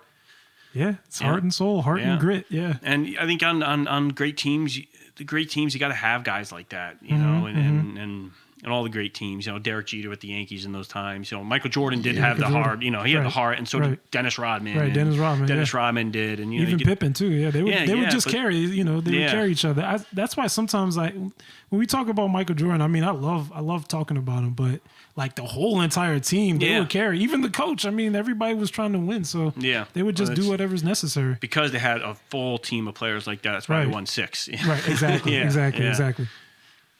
Yeah, that whole scenario, every example that was just touched on, it just reminds me of. I know that Tim, we've talked about this a few times. You're not a big fan of Doc Rivers. No, but pushed his son though. Doc Rivers has one of the best quotes, I think, and he uses it and tells his players all the time. And I think it was perfect for the example of Rudy, the example of Rodman, everything that we had just touched, was that he always says and states, "Be a star in your role." Yeah, that works. Yeah, that works. I respect it. Figure out what your role is, and then be a fucking star. Right. You know what I'm saying? You don't have to be number one. You let's go back to Rodman. You ain't got to score shit, bro. Right. You don't have to score anything. Catch that ball. Grab every board and be a beast. Yeah, be a star. Saw some stats of Rodman. He had 2 games in a row where he's grabbed 26 rebounds and no points, and 2 points and 24 rebounds. Right, grab that ball. 2 games in a row, but I mean, like 26 rebounds, like unheard of. Yeah, you tell me, can you want a guy who's going to score a bunch, and he was also all team defense. Like, hey, and here's a guy on a championship team that couldn't score at all, but they worked around that. But I mean, the rebounding and the defense, you can't. He was an absolute star in his role. Perfect. Yeah, that's a great quote. Yeah. But all right, you guys good? Yeah. What about yours? Good, for sure. So my number 3, it's already been touched on a little, but it was released April 7th, 1993. Okay. We had talked about it. Absolute classic. My number 3 is The Sandlot. Great movie. Amazing movie. And like I said, there's so many memorable scenes and quotes from the movie. We did touch on it, and I did have written down in my notes the exact quote of the T-shirt that Rob's wearing right now. You're killing me, Smalls. Yeah.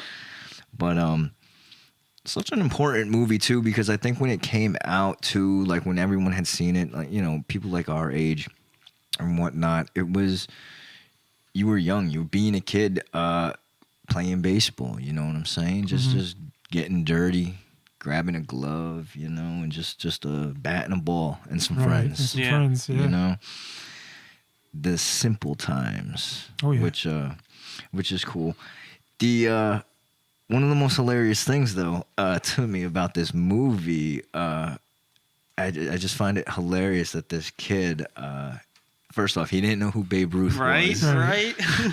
And he actually took a signed ball by him and played with it like it was a normal ball. Could you imagine? Shout outs to doing that. God. Yeah. But I mean, can you imagine? That's like probably literally getting back to Jordan. Probably somebody saying like not knowing who Michael Jordan was. Right. Yeah. You know what I'm saying? Who like, are you? How do you not know who Babe A kid Ruth today is? not knowing who LeBron James is. Oh, yeah. Yeah, actually, that was even better. Yeah. Well played. Yeah. So, but yeah, something ridiculous like that. Like, bro, you live under a rock. James Like, Earl Jones in that movie. He's the guy who gives him Yeah. the ball. Mhm. Yeah. Yeah. And to the bigger extent of you're talking about like playing, just picking up a ball, but also to the larger thing of, is there a happier time in your? I mean, not everyone, I guess, but I know for me, I think back, that age, summertime Oh, with yes. your friends, Oh, like yes. that's like the best. And like you just go out and whether it's baseball or anything else, but the idea of you getting together with your friends during the summer, school's off, you can stay out, do whatever you want All day. I know. All I was night. just walking the other night, and for me, my best friend, I used to hang out all the time at night. And I remember it smelt the air the other night walking. It was like it brought me back right Of to them, course. like the Yeah. late evenings in the summer and it's warm, and for them it's playing baseball, but that's like, it's nothing better in life than that. I have to agree with that 100% because we were all outside all day. We played baseball, we played basketball, Yep. we had like water balloon fights, sleepovers. We would all go in, we play video games for like maybe 2 hours, and then go right back outside Yep. and chase each other in the grass and everything. Yeah. And yeah, man, everything about that was amazing. So like The Sandlot, definitely, that's a legit movie for either like having like that nostalgic or even for kids. I can only imagine like kids like. I almost feel kind of bad for them because I know they're all like on the internet all day. Yeah. And there's just something special about going outside, hanging out with your friends and actually playing. Absolutely. Yeah. I moved up to this area when I was 9. Before that, I lived in Austin. We lived in Section 8 housing, and it was all apartments, and it all kind of it created like a big circle, and not a circle in a way, but there was a middle area where all the apartments, met and everything like that. And we used to, in the summer, it'd get warm, and we go out when it got dark. We play Ghost in the Graveyard. Ghost in the Graveyard. Yeah, Okay. and it was great. I mean, we'd all hide. It was like hide and go seek pretty much. But that everyone getting together, that communal thing, whether we liked each other or didn't, some people, but we all would go out, summertime, warm. Okay, let's go do it. Let's get outside and Ghost in the Graveyard or whatever. It was, it was getting outside in that summertime with your friends. And Yes, back then it was baseball, and then when they lose the ball, they all got to try to get. Or when they got the dog. I'm sure we all had some sort of animal or friend's dog that was bigger than life. Like you look at it back now, larger than life. Yeah, Yes. but that dog was the worst thing in the world, We've had that. We've had like when you hit the ball, you hit it too hard, you break somebody's window. Yeah, we all run away. We have to like go through the politics of who's going to tell the person. Yeah, or the story you're going to make up of how it really happened or something like that. Yeah. Or when Dad, like we all had, oh my God, when he finds out, he's going to kill me.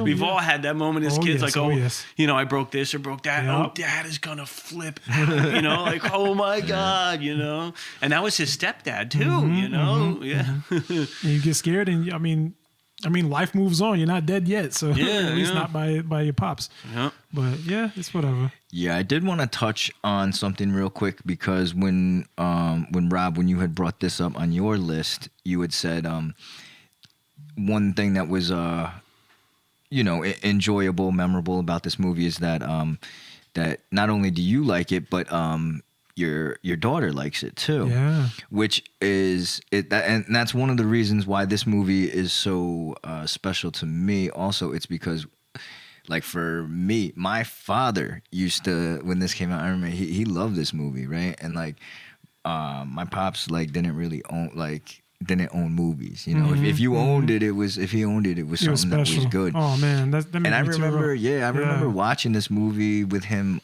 often. Like this was actually one movie that he loved, and I think one reason why he loved it so much was that I feel like he saw himself in some of these kids. You know what I'm saying? It's like, timeless. It's timeless. Mm-hmm. It is, and that's this one movie that I definitely hold. It holds a special spot in my heart, you know what I'm saying? And it's a classic. Yeah. You can't go wrong with it. If anyone hasn't seen it, I advise to definitely watch it. You can definitely watch it, yeah, for sure. But you guys want to move on to number 2? Sure. Yeah, go ahead. All right. I was thinking of number 2, and number 2 is actually just really special. It's Rocky, the original Rocky. Yeah. And everything about that movie. And it's actually ironic because a little later on in life, I got to learn the story behind Rocky. So it made it even more special for me. But classic movie of a guy coming up, trains to be a boxer. He's basically just an unknown fighting like someone who is like basically a champion. And it was crazy. Everybody was all about Apollo Creed, and I love Apollo Creed. I've grown to love him. But when I started watching the movie, it's kind of ironic because I kind of get into fights with my friend because obviously I'm black. But people were all about Apollo Creed, taking out the white guy, right? I was all about the white guy and the coming up, the way he trained, you know what I mean? He went through some hard times to get to where he was, you know what I mean?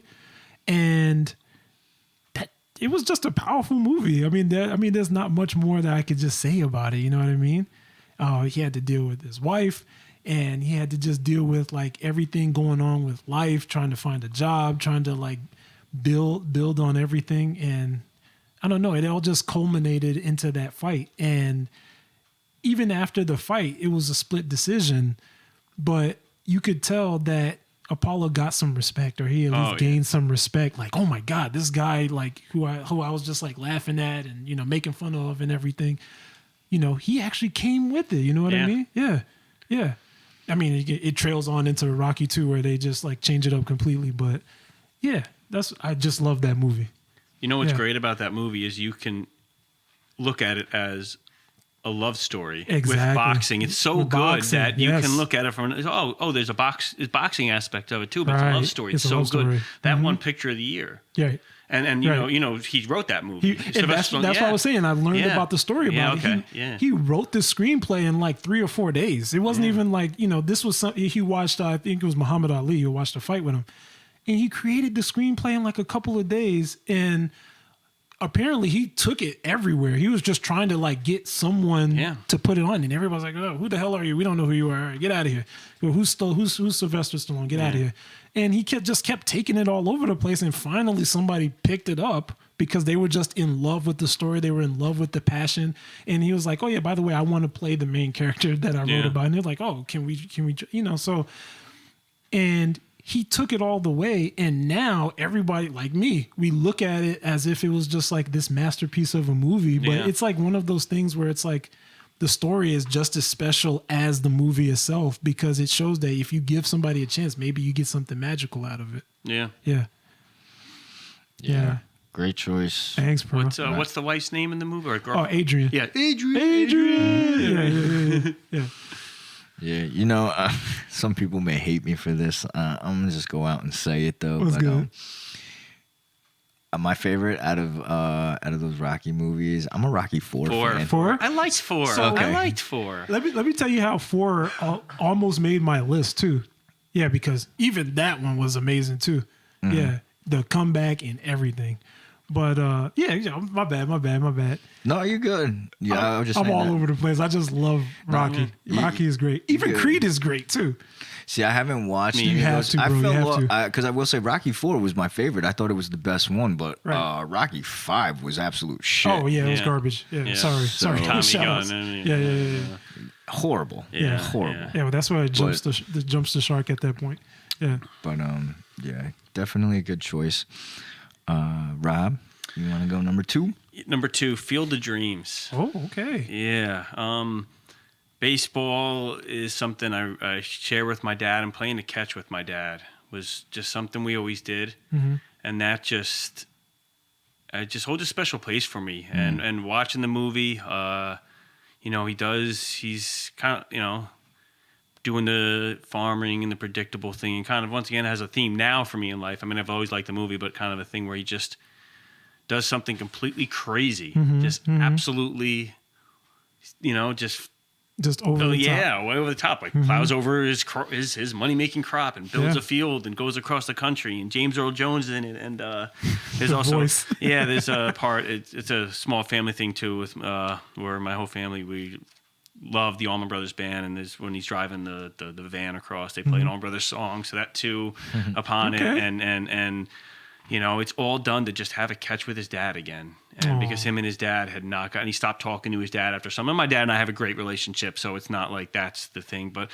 my dad really loved baseball. My dad played baseball as a kid, and he thought, my dad thought, you know, he never would have been like major leagues, but thought maybe could have made minors. He was a good defensive player and stuff. And I played Little League Baseball, and my dad and I play this board Stratomatic game, which is a baseball thing, and yeah, just shared, you know, we share baseball, and so it's just something. Yeah, he starts playing catch with his dad. I just cry. I can't. Yeah, so it's just, so it touches you in a different way entirely. Yeah, and I like Kevin Costner, and now they did the Field of Dreams game and stuff, and And yeah, it really touched me emotionally with, playing, with my dad and stuff. And I know, thank God my dad's still alive, but yeah, I'd plow over if my dad wasn't, passed away. I'd plow over a field. I'd do whatever I could to just have another catch with him. That really is just would be a special thing, I agree. Very beautiful. I will be honest though too. Have you ever seen that movie? Mm-hmm. Yeah. Okay. I have never watched that movie completely, fully through, and then after listening to everything, just where I'm at in life and whatnot, I honestly don't know if I could watch that movie, being so emotional and whatnot too. Right, I think it's right. very special. Like how you mentioned, being able to play, the whole bond, being able to play catch with your dad. You know what I'm saying? And I feel like some people they don't understand that, but you know what I'm saying? But if you were lucky enough to have that as a kid, it's something that is very important that you remember. Yeah. You know what I'm saying? Like Yeah. I remember, we've talked, my father's no longer here with us, but I remember being a kid and being with my sister and being outside in the yard and playing catch and with him. And it's something that, like you would mention, that's something that's really special, something that you'll always remember. Yeah. It's just something weird about tossing that ball back and forth. But yeah. I remember my parents are divorced. I go to my mom's for the summer. She lived in PA. So Okay. I remember coming back and being, Dad, let's go have a catch. Like Right. that was something I wanted to go do when I would get back. And, I guess part of baseball being, my dad's a big sports fan. I'm a huge sports fan. Part of my first sports memory is the 86 World Series with my dad. So baseball was the first memory of sports with me, was him celebrating. And he went to games as a kid. He's got all the scorecards. He's got scorecard from the great Yankee teams in the 60s and 70s and stuff. And yeah, he still got them all, man. He saw That's the pretty Big Red cool. Machine, and we went to games, and I scored with him and went to I bought him tickets for Father's Day before. We went to Cooperstown together. And so baseball is something that we just share. So it's and Kevin Conner, great actor, and James Earl Jones, James Earl. and So and actually in the movie, on the way back they pick up a player, Moonlight Graham, and he's just hitchhiking, and he's like, and the guy's talking like when they pick him up, he's like, oh, I heard they play baseball. He's talking as if he's in the past. Moonlight Graham was a real baseball player. And he got one at bat in the major. He got one. Yeah, he got one. So that part of Moonlight Graham is a real player who got one at bat in the major leagues. He ends up being the doctor that doesn't get the, that wanted to get the chance and goes saves his daughter who falls and starts choking. But he's a Moonlight Graham's. I just learned that the other day listening to Sports Talk, ESPN New York, and Moonlight Graham's a real player. But a little thing of trivia. So when Kevin Costner goes with James Earl Jones and they go to a Boston game, and then James Earl Jones is going to leave, and they go to find Moonlight Graham. And in the background, it shows they go. Also, the town changes to back in time when Moonlight Graham is still alive. He's a doctor, and they go back to, I don't know what exact year, but they tell you the year in the movie, and they have The Godfather on the. But that's not the year it came out. Oh, that shit's dope though. Yeah. That's so interesting. Yeah. So that's the one they got wrong, but I guess they did it so people would realize it's in the past. Right. That's the movie that's playing in the theaters now. But so yeah. Nice. It's not bad. It's beautiful. All right. So my number 2, we touched on it on this one as well. All right. Directed by Thomas Carter. Released January 14th, 2005. Like we mentioned, starred Samuel L. Jackson, Rob Brown, Ashanti. Was based on a true story as well.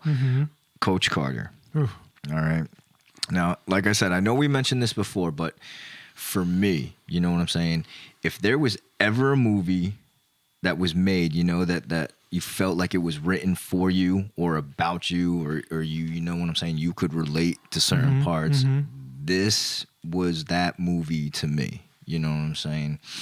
Like the high school basketball team, we had touched on this. New coach comes in with discipline, with rules, with standards, expectations. When I was in high school, I went through a lot of this. Basketball was always. I loved to play lots of different sports, you know what I'm saying, when I was growing up. But, like, the actual like official sports, that I played. I played soccer, but basketball I actually had started playing when I was in 4th grade. That was as soon as I could start, and I played through 4th grade all the way throughout my senior year, all the way until I graduated. Damn. Yeah, and by the time I got to high school, I had skill. Right. Well, of course, you had to have been nice playing it that long. Yeah, so, but it was weird too because, like back then in high school, that's all you cared about, or that at that time that's all I cared about was just hooping, and like I said, I had some skills, so at that age and shit, your head gets big. And where'd you grow up? Well, I grew up in Newburgh. Yeah. Okay, so but I didn't go. I ended up going to a parochial school. Oh, okay. Out was somewhat your towards Middletown. Was your team good, like statewide, or? No, Okay. I wouldn't say. I mean, depends what year, because when I was a sophomore, our varsity team, we won. We go to. I can't remember where the tournament was, but at the end of the year, we go to a tournament that has teams from all over. Like I'm playing schools out here where we're at in PK. There were some from Connecticut coming, and it was always this big ass tournament. And I remember that year was something special because we had won. I was a sophomore, right? But I balled my ass off. But the thing was that, and I even got pictures of it too. I had hurt earlier in the season. I had hurt one of my ankles, so I had a cast on, like an air cast, playing. During this tournament, I fucking rolled my other ankle. Oh. Jesus Christ. Oh, man. Yo, so I had to get another air cast. Playing, I don't know if you've ever heard or seen, or I don't even know if they still make these things, but like it's a tight thing that like goes around your ankle. You gotta, and you still have your shoes on, so your ankles are super just feel super fat. Yeah. It's not easy to maneuver. Like, you know what I'm saying? I was a point guard, so I had handles. Jesus Christ. I'm all over the place. I'm trying to picture it in my mind. That's crazy. But no, and to get back to the story was we ended up winning that year in that tournament, and I still got the hardware for it. Nice. I ended up getting the MVP of the entire tournament. Nice. Out of Jesus Christ. With those 2 casts on. I lit it up. My shot was Yeah, falling. you were just carrying Heart everybody. before, man. Yeah. It's hard. But Yeah. that was something amazing. But like I said, throughout my high school career, I had a lot of good memories because, like I said, the ball was the most important thing. But so I remember when this movie was released. But when the movie came out, I had just finished high school because the movie came out in 2005. I graduated in 2004. So I remember the first time I saw this shit because I was a freshman in college. And I remember going to the movie theaters to watch this for the first time with some people. Shout out to Joshua Schumack, my man. And I remember watching this and feeling like, yo, so much of this was like my high school career, bro. Like it meant so much, But we had talked about some powerful scenes and whatnot in that movie. I thought the whole story, like we had talked about, was very, very powerful. I liked how the role that Samuel L. Jackson played and how he was one of the best things I liked or enjoyed was at the end, even though they lost at the end of the movie, he had said that, he came to that school to teach, what's it called? I can't remember how he worded it, to teach ball players, but they became men. You know what I'm saying? Yeah, that's basically the gist of it, yeah. So, incredible movie. I love the soundtrack. Loved everything about it. Like I said, that time, that era, just everything about it. That felt like me, my style in high school. Like back then, the fucking baggy clothes and shit, everything. So let me throw a question at you then. You said that it was it 4th grade or it was a way back where you realized that you wanted to play basketball? What made you flip from soccer to basketball? Well, actually, basketball was the first organized thing that I used to to play. Like before that, like we'll get into it. Like, you know, you always play different sports with neighbors, Right. with whatever. I had an older cousin at the time too who was really athletic, and so always going against him or playing different things against him. He used to, you know, he was good. So my skill level on lots of different things grew because I was always having to play older people, which was cool. It helped out. You know what I'm saying? But to get back to your question, I played basketball 4th through 8th grade, so like middle school, right? Okay. I didn't play soccer at all those years. It was only basketball. Okay, it was only basketball, straight up. So when I got to high school, it kind of ended up being where the only reason why I played soccer was because I was kind of almost pushed into it to have to go through the conditioning and training and whatnot for basketball season. Just so happened that the coach of my basketball team was involved with the soccer team as well. Ah, I see. So, you know, he wanted me to be on the level of like when we're starting basketball, we ain't got no time for you to take weeks and whatnot to get your conditioning right. That shit should already be right. You need conditioning for soccer. There's a whole lot of running. Yeah. A whole lot of running. So that's what I did for a few years. Wasn't like I said, soccer, I had some skill, but that's not my thing. Yeah. Basketball was definitely, for me in high school, was definitely my thing. I have so many other questions that I could ask. I would also just throw one quick question.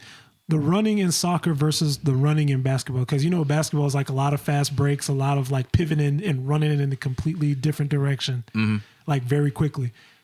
Do you feel that your conditioning in soccer helped you out a little bit in basketball? For basketball? Yeah. Oh, absolutely. Yeah, okay. Absolutely.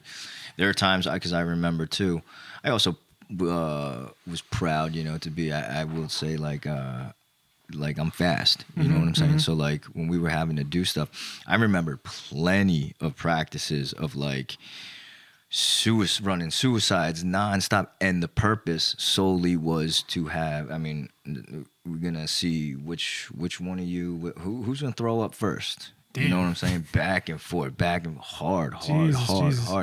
I remember so many practices of people just running to the sidelines, fucking finding a garbage can and just puking. Hurling. Like, bro, why'd you eat before you came to practice? Yeah. That's some lemon chicken. What? You know, like but I remember those. Those were hard. Practices were no joke. Like, you know, first few practices of basketball, which is similar, like to the movie. Like I say, a basketball, you ain't touching no basketball. Right. Like You're doing everything why you before. gonna touch a basketball? Right. You running your ass off. Yeah. You know, so that's why I say it's very relatable. I love the movie. My top 2. That was my second. So. Okay.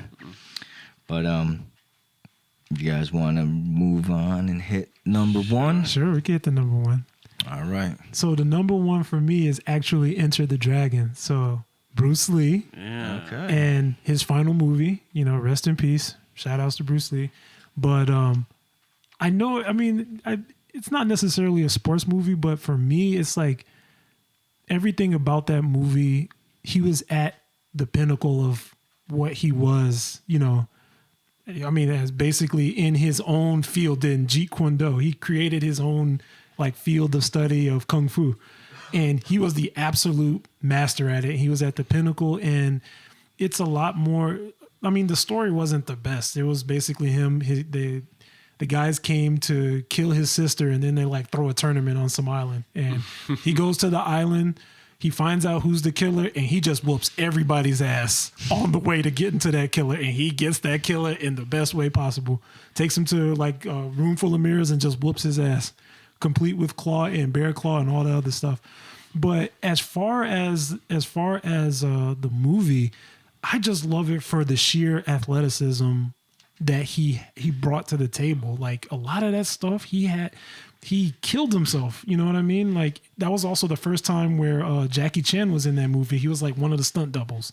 He killed himself. Apparently he told the story where like Bruce Lee was just all over the place the entire movie.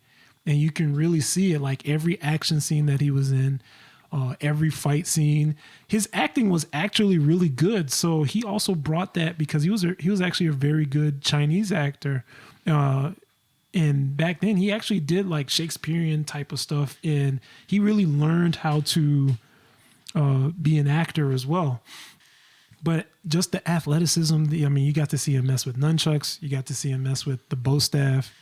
You got to see him do like a lot of running. You got to see him do like a little baby spy scene where he dresses up in all black and he like runs around and scales like this tall ass wall. You know what I mean? So it was a lot of that. And it was just amazing. Did he do his own stunts? He did his own stunts. Okay. Yeah, literally all his stunts. And he was the stunt coordinator for a lot of the extras and a lot of the other people that were acting too. So he would help them out and he would condition them and he would help them do their own stunts. Like, no, do it this way, you know. Nice. Like, attack me like this, I'll do this, and then I'll hit you back. And that was the funny part because as far as Jackie Chan was concerned, when his scene was very short, he basically just runs in and tries to choke Bruce Lee. Mm-hmm. Bruce Lee just like grabs him and just like rips his, you know what I mean? Like basically twists his head and just drops him to the floor. But he said that they took like a number of takes and it was actually really hard to just hit that one scene perfectly. So every time I watch it, I've probably watched that movie at least 200 times. Easily. Yeah. Easily. What's your favorite scene? Oh God, you got one? My favorite scene is actually at the end. Oh, I forgot the bad guy's name, but at the very end, he's like fighting him in the mirror room, and there's the scene where he's actually getting some shots in on Bruce. He gets his claw because he had a bear claw at first. Gets the bear claw kicked off, so he uses like I guess like a Wolverine type of claw. And that's like actually supposed to be like Bruce Lee's heel in that movie. And he's like slashing him. He gets like one good slash over his chest. He gets like a couple of slashes on his face. And you start to see him get winded. But at the part where it gets like amazing for me is that he basically starts to like just like Hulk up. You know what I mean? Like when you say Hulk up, it's like, all right, I'm gonna just let him hit me like this and I'm gonna just come at him. Mm-hmm. And the big there's actually two of them. The first culminating scene is like when he actually has the jumping scene with him and they jump and he actually does a flying kick and catches him across the face. That shit is amazing. And apparently that shit was like really played up. And then the other scene is actually more of a funny scene that me and my brother, we used to always rewind because it was so funny. So basically he knocks the guy down and just as he gets up, it's like Bruce like starts yelling. He's like, "What?" And he just like winds up and just kicks the absolute shit out of him. And it's so funny because that is actually fake. If you look at it and you slow it down, it's actually like a dummy. Oh shit! So he's basically kicking the shit out of a dummy, but they play it like he just like actually just absolutely just kicks the absolute shit out of him. Mm-hmm. I say absolute. Like I'm thinking about it, and it's just so funny to me. But it's funny because I look at it on YouTube now, and apparently kids love that. So it wasn't just me. Like kids now, they just love that one scene, and so it's just really crazy for me. I love Bruce Lee, and it's crazy because he's been gone like even well before I was born. Like how long has he been gone? I was born in '85, and he was gone in '73, wow. And his movies were still kicking. Yeah. That's wild. Yeah. Let me not go too crazy about it. I could talk all day about that. No, you're good. Yeah. It's number one for a reason, right? Yes, sir. So that's important. Mm-hmm. But you ever see that movie? When I was a kid, yeah. But I haven't seen it in a long time, yeah. I'm old. I actually haven't seen it. You never seen it? No. Bro, if you like Bruce Lee, you should watch that movie. Yeah. I'm right. So, Rob, you want to hit us with your number one? Sure. So you said sports movies had the most like impact on your life. Yes. And it's funny, you said I think you said earlier you thought it'd kind of be easy. Mm-hmm. This one I literally thought of. I'd forgotten about this, and it's more specifically because of a quote. So this came to me. Before I came, I showered and left, and as I was going in the shower, I thought about this, the quote, and then I was like, oh yeah, this is number one. So it's the movie Rocky Balboa. Kind of to preface why this is, and it's really just specifically a quote. So we all know 2020 was a kind of hard year for everybody. So in January, my wife and I, or ex-wife and I, we ended our relationship, and it happened suddenly for me because you don't see what you don't want to see. So it came up on me pretty quickly, and I deal with anxiety, and the unknown is really what kills. It's anxiety. And we owned a house, we were married, and everything. All of a sudden now that's kind of all over. So anxiety was really bad for me. It's the first time I dealt with it in many years. And then that was in almost near the end of January. And then COVID hits. And she moved out right before COVID. So now I'm alone in the house. I'm dealing with really bad anxiety. I had pretty depressed. And now COVID hit, and I'm by myself. Right. I mean, I saw my kids when I see them. I regularly saw my kids, but besides that, I'm not seeing anybody. I work by myself at work. I'm so sorry. It's life, it's life. And I was depressed and anxiety. And I'm a huge sports fan at work. I listen to sports talk all day, and there's a show, Bart and Han, they come on. I don't know what time then. They've changed. But the opening to the show, they play a bunch of different sports quotes, and there's one from Rocky Balboa that they play. And if you can just cue it up real quick. Sure, first time I had heard it, I never saw the movie, and I heard this. Yeah, if you go ahead and play it. Yeah, sure. One sec. Yeah. Let me tell you something you already know. The world ain't all sunshine and rainbows. It's a very mean and nasty place, and I don't care how tough you are, it will beat you to your knees and keep you there permanently if you let it. You, me, or nobody is gonna hit as hard as life. But it ain't about how hard you hit. It's about how hard you can get hit and keep moving forward. How much you can take and keep moving forward. That's how winning is done. So I had heard that, and I was like, man, like life, nothing can hit you as hard as life, and that's nothing in my life has hit me as hard as that time in my life. And I was sitting there, and I played that. I found it on YouTube, that quote, and I played it. And I watched the movie, and then I remember sitting. It was a Sunday morning. I was alone in the house. I was really having bad anxiety and just depressed, and I was on the floor sitting against my bed, and I was just like, I can't. Something's got to change. Like I got to hit back, and I got up and I went out and I ran, and I went out and I'm good at running. Like I've always been able to just run, and I went out. I hadn't run in years. And I ran out and just ran 8 miles as hard as I could. Like not pacing myself. Just ran 8 miles, and stopped. And the next day 8 miles again, and then I started running and I just decided like life has hit me hard, and I got to fight back. And that quote really stuck with me all throughout last year. And I just fought back and got through it each day. And that quote really, really, really stuck with me, that, life can hit harder, but you got to hit back. And that really was something that just played in my head over and over again. And many days I struggled, and that just kept playing for me. Yeah, that's an excellent quote. It is. It really is. Didn't his son pass too? Like Sylvester Stallone's son. In real life? Yeah. Oh, I'm not sure. If I recall correctly. Okay. Yeah. Very well might have. Yeah. Yeah, but it's still either way, it's still powerful. And that's true. Life can hit you like anytime, like with COVID and it just, people lose their parents or you lose your job, and a lot of this stuff just comes out of nowhere. Right. And you can either sit there and wallow and feel bad, and I did for a while, or at some point you can decide that okay, this is not going to be acceptable, and you get up and you do your best each day. Yeah, which we should take a moment and say that give you your flowers, Rob. More power to you. A lot of people suffer from anxiety and depression. They really do.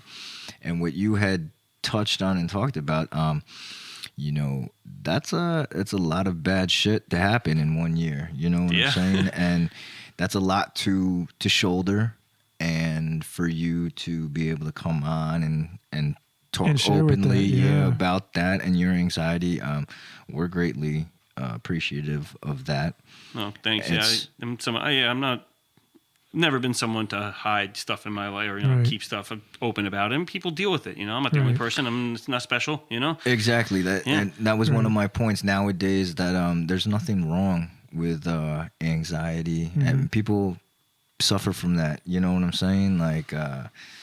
Yeah, and surprised you hear the people that do. And now there's talked about more. You hear about famous. Not that they're not any different than us, but the fact is they're on the public and they hit it, and you hear about, and you're like, whoa, I didn't realize that. And running became a way I dealt with it and still do. I mean, I haven't really had anxiety now for a while. I get it every once in a while, it pops up, but running was a real key for me in being able to help deal with it, because the endorphins. Once I got to a certain point, those endorphins kicked in. I felt like, kicks in, oh God, I feel like I could do anything, like I run through a wall or anything like that. It really was.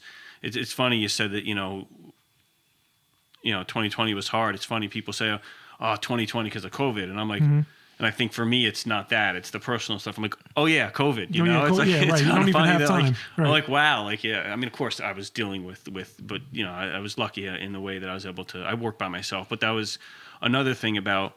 I had to get up every day. My job is, my job's serious. I look for gas leaks, and so it's, it's people. Other people's lives can be affected if I don't do my job. So it's one thing. I had to have a motive. I have motivation for my kids and stuff. But sometimes even just like this quote would wake up in the morning and say, okay, I have to get up. I have to be able to do my job and do it well. Because, no, not offense to anyone who works at a store or anything like that. But if you mess up in your you sell clothes, you mess up. There can be no real consequences to that as far as But my job, it could. So it's a little extra responsibility. Yeah, yeah. So this quote really. I was actually going to ask this question, but I think you kind of partially answered it. I was going to ask, when you woke up every single day during those times, did you have that quote in your mind? Did it run through your mind? Ran through a lot during the day. Maybe not specifically in the morning, but a lot of times during the day, yeah, I would think about it. And then every day I'd listen to that sports talk show, and Alan Hahn, and they're still together. They still do a show, Hahn, and that quote's still there. And I would, during the day I'd hear and I got on my phone and I would play it, and just and that just plays through my head, and I can picture Stallone doing it. I can't do it. I'm glad you're able to pull it up, because I had it on my phone. But the way he says it, really puts the emotion and powerful. And I can't do it justice. Just reading it myself, and he really puts justice into it. And if you followed the movies, you talked about Rocky 1 and you talked about 4. You follow it, you see he's been through a lot in his life. He's literally been through a lot. Yeah. Yeah. So he's as an actor, he's able to pull all that stuff he's been through in the imaginary world and still put that into his emotion and really. Sure, everyone has struggled in life one way or another. So I'm sure there's some stuff he might be able to pull from his personal life. He said he lost his son. He did. I actually looked at it, and he lost his son to. He was 36, and he died to heart disease. Wow. So that might have been something he was talking about. His way of getting through. Maybe that was personal for him and dealing with in life, because there's nothing worse than losing your own kid. I mean, thank God I've never done it, but we all know that's the worst thing that can happen. So with the emotion he says it with is. I think really powerful. I don't really honestly remember. I've seen the movie. Don't really remember any other part of it. Honestly, I don't remember a single thing other than that. But that sticks out to me so much, and it really quote got me through a number of days back then. Damn, that's awesome. Beautiful, bro. Like it's really awesome. Yeah. Yeah, and you wonder when they make movies, they make it for entertainment, make money, but, some people hope it has an impact. And the show, some things can have an impact on people's lives. A quote from a movie can, really help. And it's movies is an art. It's an art, I was just going to say the beauty of art. Yeah, the beauty of art can, whether it's a painting, sometimes you see people, I'm not into paintings, but they cry when they see it, it touches them, and music. And I'm a big music person, so there's plenty of songs that help me through times like that, and other ones. And this movie, the quote, really helped me and get me through a difficult time, so it's happy he made it. Right. And I thought they were done with Rockies a while ago, and I saw Rocky 5. I was like, oh, they got to stop here, quit. Yeah, no. You went too far, but many years later, bro, they still going. They're gonna have a Creed 3. So they're still going with it. Yeah. Right, but once again, an excellent, great choice for number 1. You know what I'm saying? I like that quote. I definitely think it's a very inspirational quote. We can leave it at that. I'm glad that that was actually shared. So appreciate that, Rob.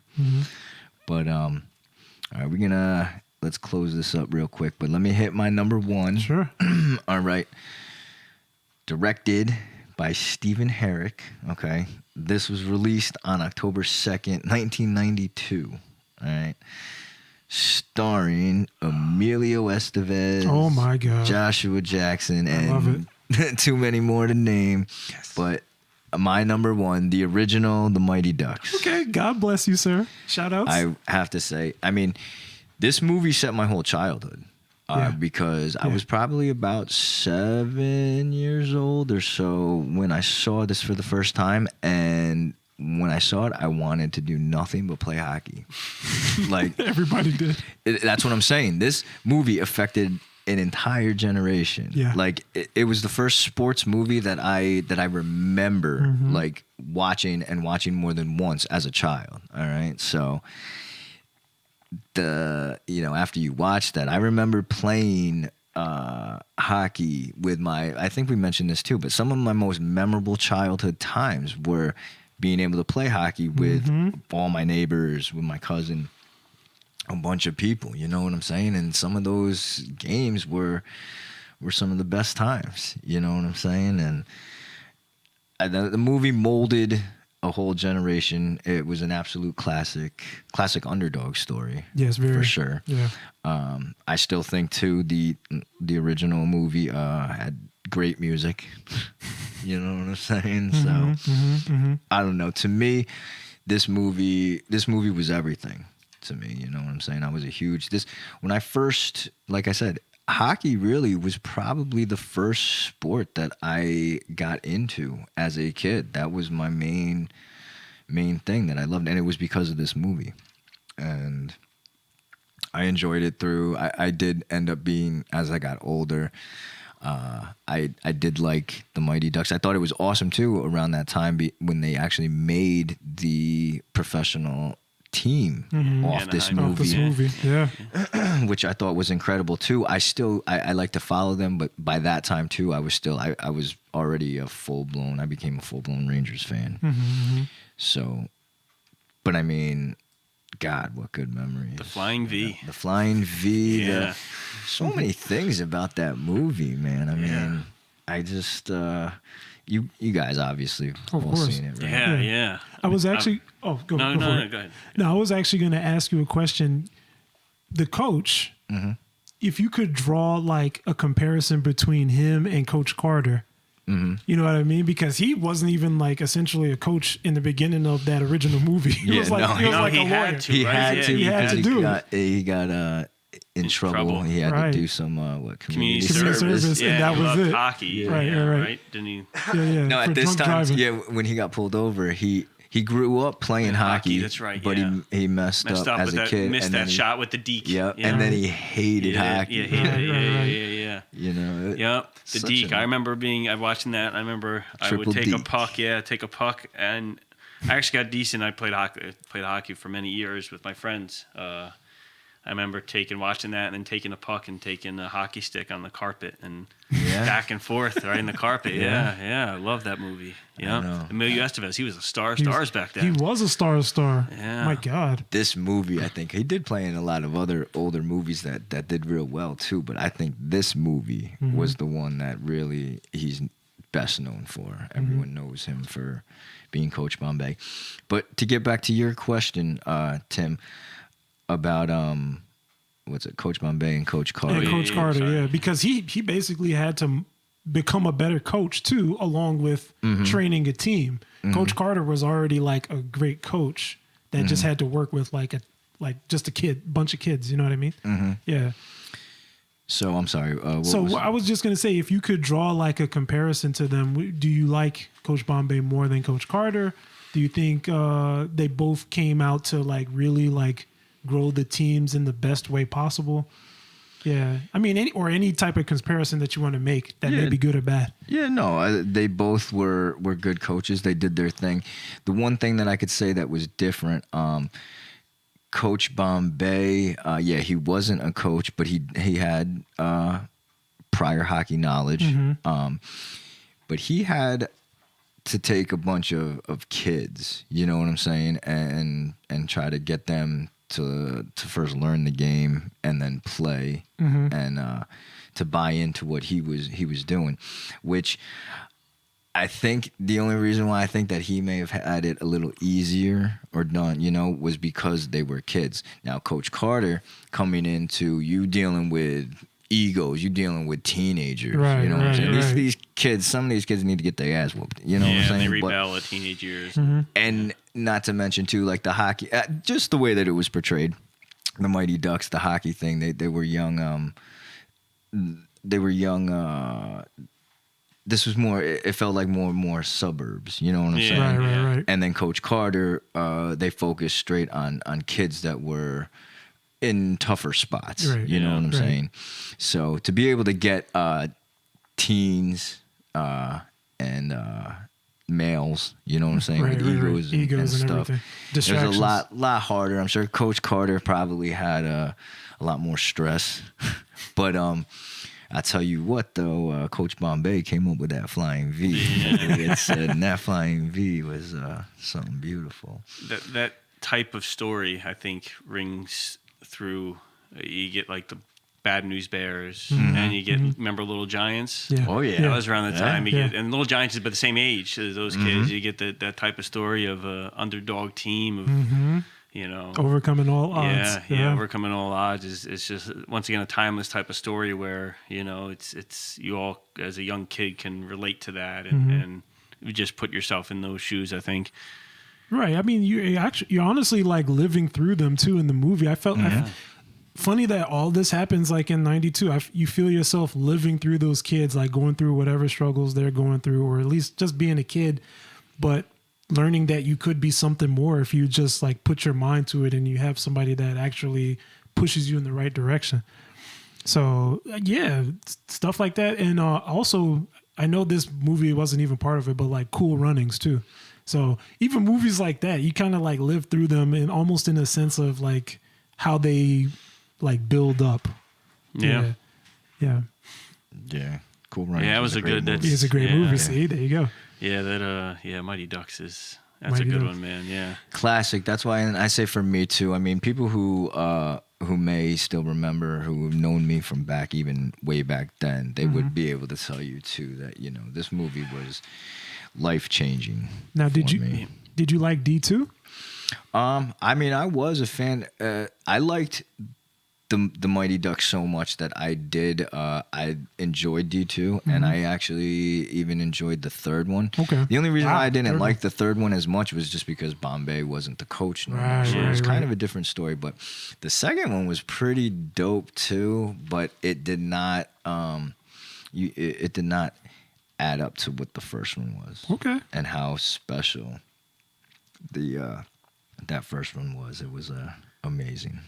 I think of that movie. So not that I go on ponds ice very much anymore these days, but every once in a while, I'll see a pond that looks pretty frozen over. We don't get, because our winters aren't as cold anymore. You don't get, sometimes you go a whole winter, you can't really get out there. But every once in a while, I'll see a pond that's frozen enough for me to kind of start walking out on it.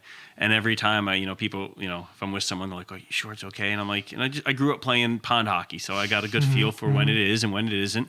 And I walk out there, and it always makes me think of the scene when he drives the limo out on it, and he knows he's fine. He knows because he grew up playing pond hockey. He grew up on it, so he knows it's fine. I feel every time I do it, I think of that scene. I feel like I'm Bombay. Like I know I'm fine. I walk out into this ice, and everyone's, I actually did it this winter onto a small pond, and my daughter and my son are there. My daughter's 14, my son's 5. My daughter really worried about me stepping onto it, but I tested it, and I knew I could, and I started. She's like, "You okay?" I'm like, it's fine, and it's making its noises because it's got to settle because it's not used to weight, and she's kind of freaking out. I'm like, I know what I'm doing.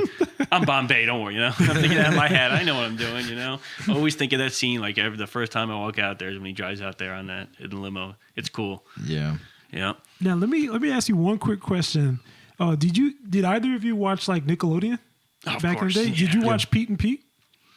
I don't think so. I did, and one of those kids was on the Danny Tamborelli. He was on the on the original Mighty Ducks. Yeah, Pete and Pete's great. You gotta watch it, bro. That's right. In that movie, he was like a figure skater or whatnot. Yeah, him and his sister. Yeah, and they kind of scooped them up just to have some, to fill numbers, on their team and whatnot. But that movie was like I said, else. It was a classic. And what's great about too is there's not many hockey movies. Like Miracle's a real thing, So that's yes, it's a hockey movie, but it's it's just portraying something happened in life. But a fictional hockey movie. There's those ones about the like in the 70s, the fight. I can't think of the name of it. Goon? It's a fame Goon, yeah, something like that. Mm-hmm. Other than that, I mean, can you think of another? No, not many. There's that one with like a figure skater and a hockey player get together or something like that, but Yeah, not that memorable. The Cutting Edge. Yes, that's it. Yeah, but okay. so it took hockey, which we all know is like the fourth of the sports, and Right. made it mainstream, and then an NHL team got named after it. So it really threw it out there. That's how powerful Well, the movie was. Yeah, It's so it true. shows you. Very yeah. true. Literally Yeah. turned so many heads. It made kids actually like the Like sport. Yeah. for sure. I Yeah. remember for a small moment, I was like, all right, I'm all about hockey now. Right? Fuck basketball. That was everybody, every Yeah. kid. But Yeah. Yeah. excellent lists. You guys did a good job. Thanks. You too, bro. Yeah, You too. man. yeah, really good topic. Yeah, thank you. You guys got any last words? Anything else you want to say? No, that's before we beautiful. Wrap it up? Yeah. I would say thank you for giving me that Rocky quote, because I would probably be, listening to that a lot. Oh. Every so often, man. But that type of stuff is needed. Also, thank you for sharing too. Oh, Yeah. you're Yeah. awesome. Yeah. Yeah, Rob, we want to thank you again for coming back on. Like I always say, we're creating art and making history, so thanks for being a part of it. Well, thanks for having me on again. Anyone or anything you'd like to plug or shout out? Nah, just go G-Men. Big game tomorrow. Sports fan, it's on my mind. Nothing wrong with my that. kids, love my kids to death. I won't hear this, I don't think, but still. And my dad for the baseball with Field of Dreams. It's Nice. yeah. You, your social media platforms, in case any listeners want to get at you. Nah. No? Yeah, I'm not a huge. I'm on it a lot, but I don't want to share any of it. Okay. There's nothing Thank wrong you, with though. that. Yep. You want to hit them with your social? So yeah, I'm gonna hit him with the one social, because I know I'm not gonna do Instagram, at least not yet. But for Twitter, that's Retro Show, RETROSHO. You see the Kermit, it's me. Also on YouTube, if you type in Show Retro in reverse, SHORETRO, you will probably see my channel. And yeah, I'm gonna be putting in a little bit more work into YouTube. So yeah, you could catch me over there too. If you like retro gaming, you will get a lot of that. And yeah, that's about it, brother. All right. You guys can always find me at Josh_Toth3. That's my Instagram. My Facebook is Joshua Toth. Big shout out to our editor, YO, aka Jackson Wallace. Shout outs. Yeah. Also, big shout out to Stellar Sound and Media.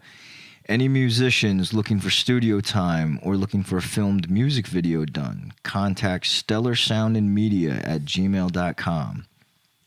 Okay. We also want to shout out our day oneers. Shout outs to the day oneers. Yeah, thank you for your love and continued support that you show us. Yes, sir. We see all of you and we love you. Love you greatly. The message option on Anchor. So if you get on that message option on Anchor, you can hit it on the phone, you can hit it on the computer, and you can leave a little message, a little voice message, 30, 45 seconds is good. You can leave us critiques. You can ask us questions. You can comment on any of the previous episodes. And yeah, we'd love to hear from you. Yes, use that message option. Please use that Leave message an option. audio message. Right. Actually, want to get my sister Melissa. I know she listens. Give a shout out to her. The lesser Shout out of to the Melissa. Parker siblings that appear on here. Yes. Shout out Melissa. Also, Melissa, you can leave a message too. Yeah, use that audio message. For real. But all right. So lastly, please find us on Apple, Spotify, Anchor, YouTube, Google, and Twitter. Yes, sir. And that is at IAR Podcast. And by using the platform of your choice, please subscribe, follow, share, comment. Leave a quick review and a 5-star rating on the Apple page. The more interaction we get through Apple helps spread the podcast to more listeners. So please hit that 5-star and leave a review. Mm-hmm. All right, my man, that's a wrap. All right. Rob, thanks again, bro. Appreciate it, brother. All right, everyone, stay safe, stay kind, stay proud and powerful, and we'll see everyone soon. Peace. Peace out.